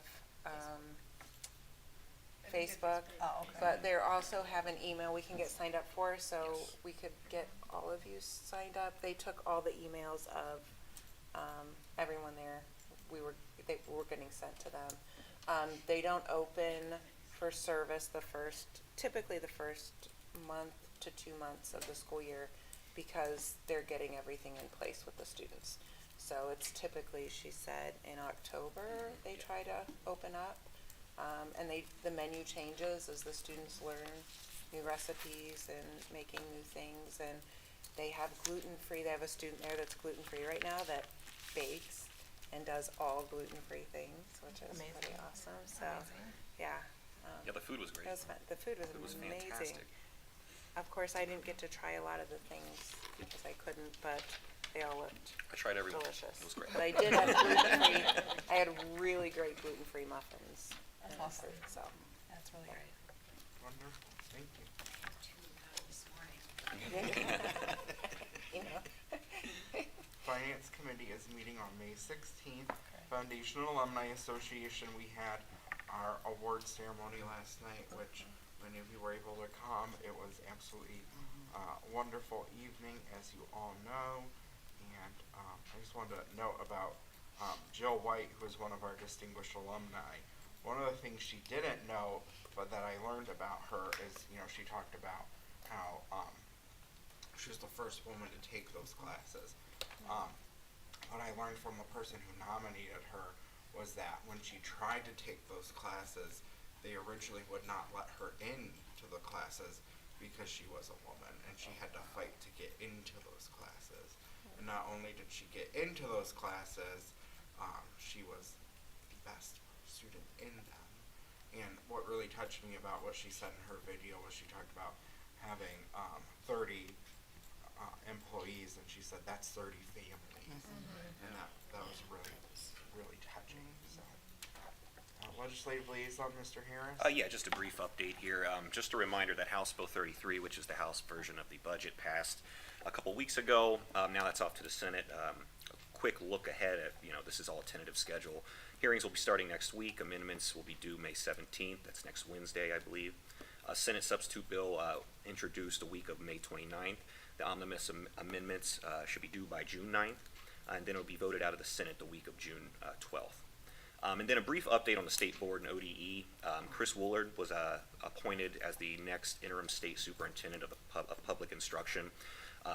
Just a little bit about him. Woolard is the chief programming officer at ODE and has been with the agency since 2003. The board has hired a search firm to begin the hunt for their permanent superintendent. I'll keep you guys posted on that. Thank you, Student Achievement Liaison, Ms. White? No, none really, because they did such a wonderful presentation of our last meeting, and we are not meeting this month, so I don't know when the next one will be, but I will let you know. Comments? You're up first, Ms. White. Well, I have a lot. I do have a lot. I did attend the band concert on May 1st, and it was always wonderful, as they always are. And I just mentioned the Gold Tones. I just love them. So just a really wonderful. We had the gold, the black, the symphonic, and the jazz, and the Gold Tones. I think those and they were just wonderful, tremendous. I had so much fun listening to them. I did attend the Foundation Alumni Association Awards, and they were wonderful. I mean, all the students, just to hear what they're going in, nursing, teaching. One was an electrician, and the one that really, I'm going, whoa. What was it, that theory of physics or something? Theoretical physics. Yeah, I'm going, wow, I just couldn't believe these kids, but they're all so wonderful. We did have a death of a teacher that some of you might know. She was a special ed teacher at Robertson, the high school. Sue Bell passed away. So, yeah, I know. It was unexpected, and she doesn't want anything, so. But I did want to say her name and that we honor her memory. So, I wanted to congratulate the eSport team for their state champs. I know, it's amazing. And I also want to congratulate the 2023 grads. I did have a quote for them. Do you want me to go now? Okay. I won't read my article because it's getting late. I'll bring it next time. I forgot to let her do her Yeah, positive but that's reflection. I okay. apologize. It's okay. It's okay. So my quote was actually for 2023 grads. Whenever life's challenges you may face, remember always to look to the mountaintop. For in so doing, you look to greatness. Remember this and let no problem, no matter how great it may seem, discourage you, nor let anything less than the mountaintop distract you. This is the one thought I want to leave you with. So that was just a little something for our grads and thank you for letting me do that. But I also wanted to say that, you know, these kids are something, and I know all the members of the board are so proud of all of them. And I want them to remember that they have caring people in a home with us anytime, because we do. We care, we love them. And I want them to remember, no matter what they do, go for that passion, go for that dream, and find your purpose, and do what you love, because that's so important. One other word, stay kind and be compassionate, always. And I'm done. Thank you. Ms. Coco? Yes, first of all, just, I want to say thank you. I know there's been teacher appreciation things that have been happening all week. I just want to say thank you to all of our staff, the teachers and administrators and everyone as we're coming up on the end of this school year for, just for being there for our students day in and day out and caring for our students and focusing on their education and being all the things that they have to be every day. And I know that they all have to wear so many different hats to make sure that our students are successful. I went to the 6th grade orientation as a parent, not as a board member, last week, and it was really exciting to walk the halls of Bullock knowing that those students coming into 6th grade will be ending their middle school experience in the new 6th through 12 building. And then I was really happy that we got back to letting the up-and-coming 6th graders have field trips into Bullock and Roberts, into the school buildings. My daughter came home it's like she left an elementary student and came home that day as a middle student. And she had I don't know, she just had a different air about her and asked me for a phone again because she thought she needed it after she toured middle school. But it was just funny. But I think that plays such a huge role in now as they go into summer, they have in their head what the expectations are and where they're going when they start 6th grade instead of waiting for that jump start. And it just clarifies a lot of things for them and puts them at ease to that transition. So I just wanted to say thank you for that. I attended the Alumni Foundation scholarships last night, and you know, like Ms. White said and Mr. Gomez, it's just amazing to see all these students come through, and just so proud of all of them and the work that they took the time to apply for these scholarships is just in and of itself an achievement. And again, all the different, I was happy and to see all the different colleges they were going to. It wasn't, not that there's anything wrong with Kent State and Akron U at all. They're great schools, but there's a lot that are branching out to other places, and I know that we have spoken about that before, making sure they know that there are other places outside of just here. So hopefully they all go out to do great things, but then come back here and give back to our community in some way, selfishly. Looking forward to Lemonade Day coming up, STEAM at DeWitt. I think Ms. Schaefer and I are going to Special Olympics on Friday at Nordonia High School, and then of course by the next time we meet we'll have had the class graduate, so congratulations to all our graduates. Thank you. I am up next. Mrs. Schaefer and I were able to go to the Word Leadership Institute down in Columbus, hosted by OSBA. I know everybody on the board likes that workshop, but everyone else had things in their personal life that keeps them from getting to Columbus for several days. So we represented Cuyahoga Falls down there. I will have more to share when I can actually have a free moment to unpack it, because we all know May's a very busy month. So I had some really good takeaways, but I like to go through everything again, but it's kind of sitting on a pile right now for when I have more time. I attended I'm on the regional executive committee for OSBA for the Northeast region. We had our regional meeting last week, and one of the things I didn't know that we get is we get an update from every committee from OSBA. So that's how I knew about that good stuff from OHSAA. So that was good information to bring back, and Last Friday, I was able to visit Roberts with Dr. Selico.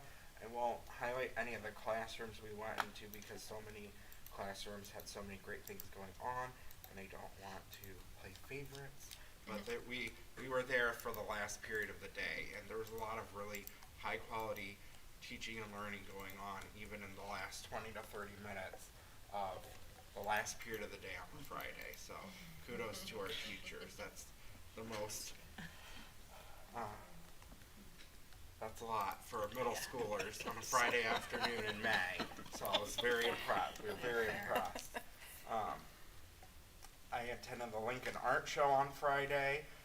There were over 2,200 pieces of art on display. So shout out to Ms. Farkas for organizing that because that's a lot of art to display. But she did a phenomenal job. It was gorgeous, and just the art that our students do is really impressive. And a shout out to Mrs. Lindy because she had a book sale going on. So she worked a whole week, then had a book sale at Lincoln, and not only that, after the book sale they had to box. It was a one-day book sale for the art show, and then she stayed with 2 volunteers, and they boxed up the whole book sale after that. Did they have to send them back out to the third floor then, too? No, they're on the stage. No, they were on the first floor. Yeah, but And I've done that, it's a lot. kudos to Mrs. Lundy for doing that. And I was also able to attend our spring sustainability fair that the city hosts every spring, which hosts a lot of student artwork for Earth Day. And then our Fresh Farm was there giving away pepper and tomato plants to anyone who stopped by. And then I got an extra pepper plant because they brought them all to City Hall on Monday. So I got a double pepper plant, so I'm very excited. So I'll be eating good thanks to our urban agriculture program this summer. We want to see those peppers, Mr. Gomez. I didn't say I was sharing. Mr. Harris, you're up. Yes, just congrats again to our final group of Top Tigers and all the incredibly hardworking folks we recognized this evening, students, staff, and community members. And a huge shout out to all of our staff across the district as we celebrate All Staff Week and Teacher Appreciation Week. Whether you're a teacher, administrative assistant, secretary, custodian, I wrote all this down. Maintenance, a bus driver, a mechanic, a food service worker, medical assistant or nurse, paraprofessional, monitor, or assistant, thank you for all you do for our students. You all keep this district operational every day, and you do that with the students at the focus, so thank you. I also attended the Sustainability Expo on Saturday. I won't say too much more about that. And then again, yes, congratulations to our graduates, and I'm looking forward to graduation on the 23rd. Thank you. Mrs. Schaefer. Okay, well, May, full calendar. I was at a lot of things that you all were at. Band concert last week. Congratulations to all the people that got scholarships and awards. Lots of scholarships, lots of awards. Very cool. Then I also was able to go to the CTE completers ceremony, which is really neat because not only are they graduating high school, but then they've also completed like a program that they're getting a certificate for, or they've gotten college credit for. I mean, like it's kind of like I've done this and also this, so planning ahead for the future is while they're still in high school. Very cool. I also went to the art show at Lincoln. I like how they got, I feel like they got to kind of pick their pieces, and they had like a little grouping of their pieces. And my favorites, I'm going to say, were the giraffes. I think it was kindergarten read that giraffes can't dance, or you can't teach a giraffe to, I can't remember the exact name of the book, but on the cover of the book, the giraffe has his tongue out, and so a lot of the kindergartners drew their pictures of the giraffe with their tongue out, and it was hilarious. I loved it. Yeah. Then the awards, was it last night? Was that 2 nights ago? Last night, okay. Wow, It's okay. hard to keep track at this point. It is. And I also enjoyed hearing what the kids are majoring. There's like some really lofty plans, and I'm so excited for them because they're reaching for the stars. Like that's really cool to me. I love that. And there was a quote from one of the distinguished alumni that I liked, and I'm not going to say it exactly the way I want to say it. Okay, those who can do, try to, those who care teach. Yep. And I thought that was kind of, that was a profound way of thinking about it. I really enjoyed that. And then again, I went to the BLI, Board Leadership Institute, with Mr. Gomez. And I just want to thank the district for allowing us to do that. It's a lot of information at one time, but you get to then discuss it with people and you kind of bounce ideas of what's happening in other people's districts and what are they doing to highlight student achievement and you know, gets the wheels turning about things that we can do to highlight the things that are happening in our district. One thing I will point out too, I attended a lot of classes, and one theme that was kind of through many classes was addressing a dysfunctional board. And I just feel so lucky that even though we don't all agree upon everything at all times, it's always a conversation, and the mutual respect that we have for each other, I appreciate it. Thank you. Okay. Item J, executive session. Pursuant to Ohio Revised Code Section 121.22G4, is hereby moved that the board adjourn to executive session to prepare for negotiations with public employees concerning their compensation or other terms and conditions of their employment. I'll second. There'll be no action after this, so we will end the recording once we enter into executive session. Ms. Stoykoy, please call the roll. Mr. Gomez? Aye. Mr. Harris? Aye. Mrs. Schaefer? Aye. Ms. White? Aye. Ms. Coco? Aye. And we are in executive session at 9:08 p.m. So I didn't read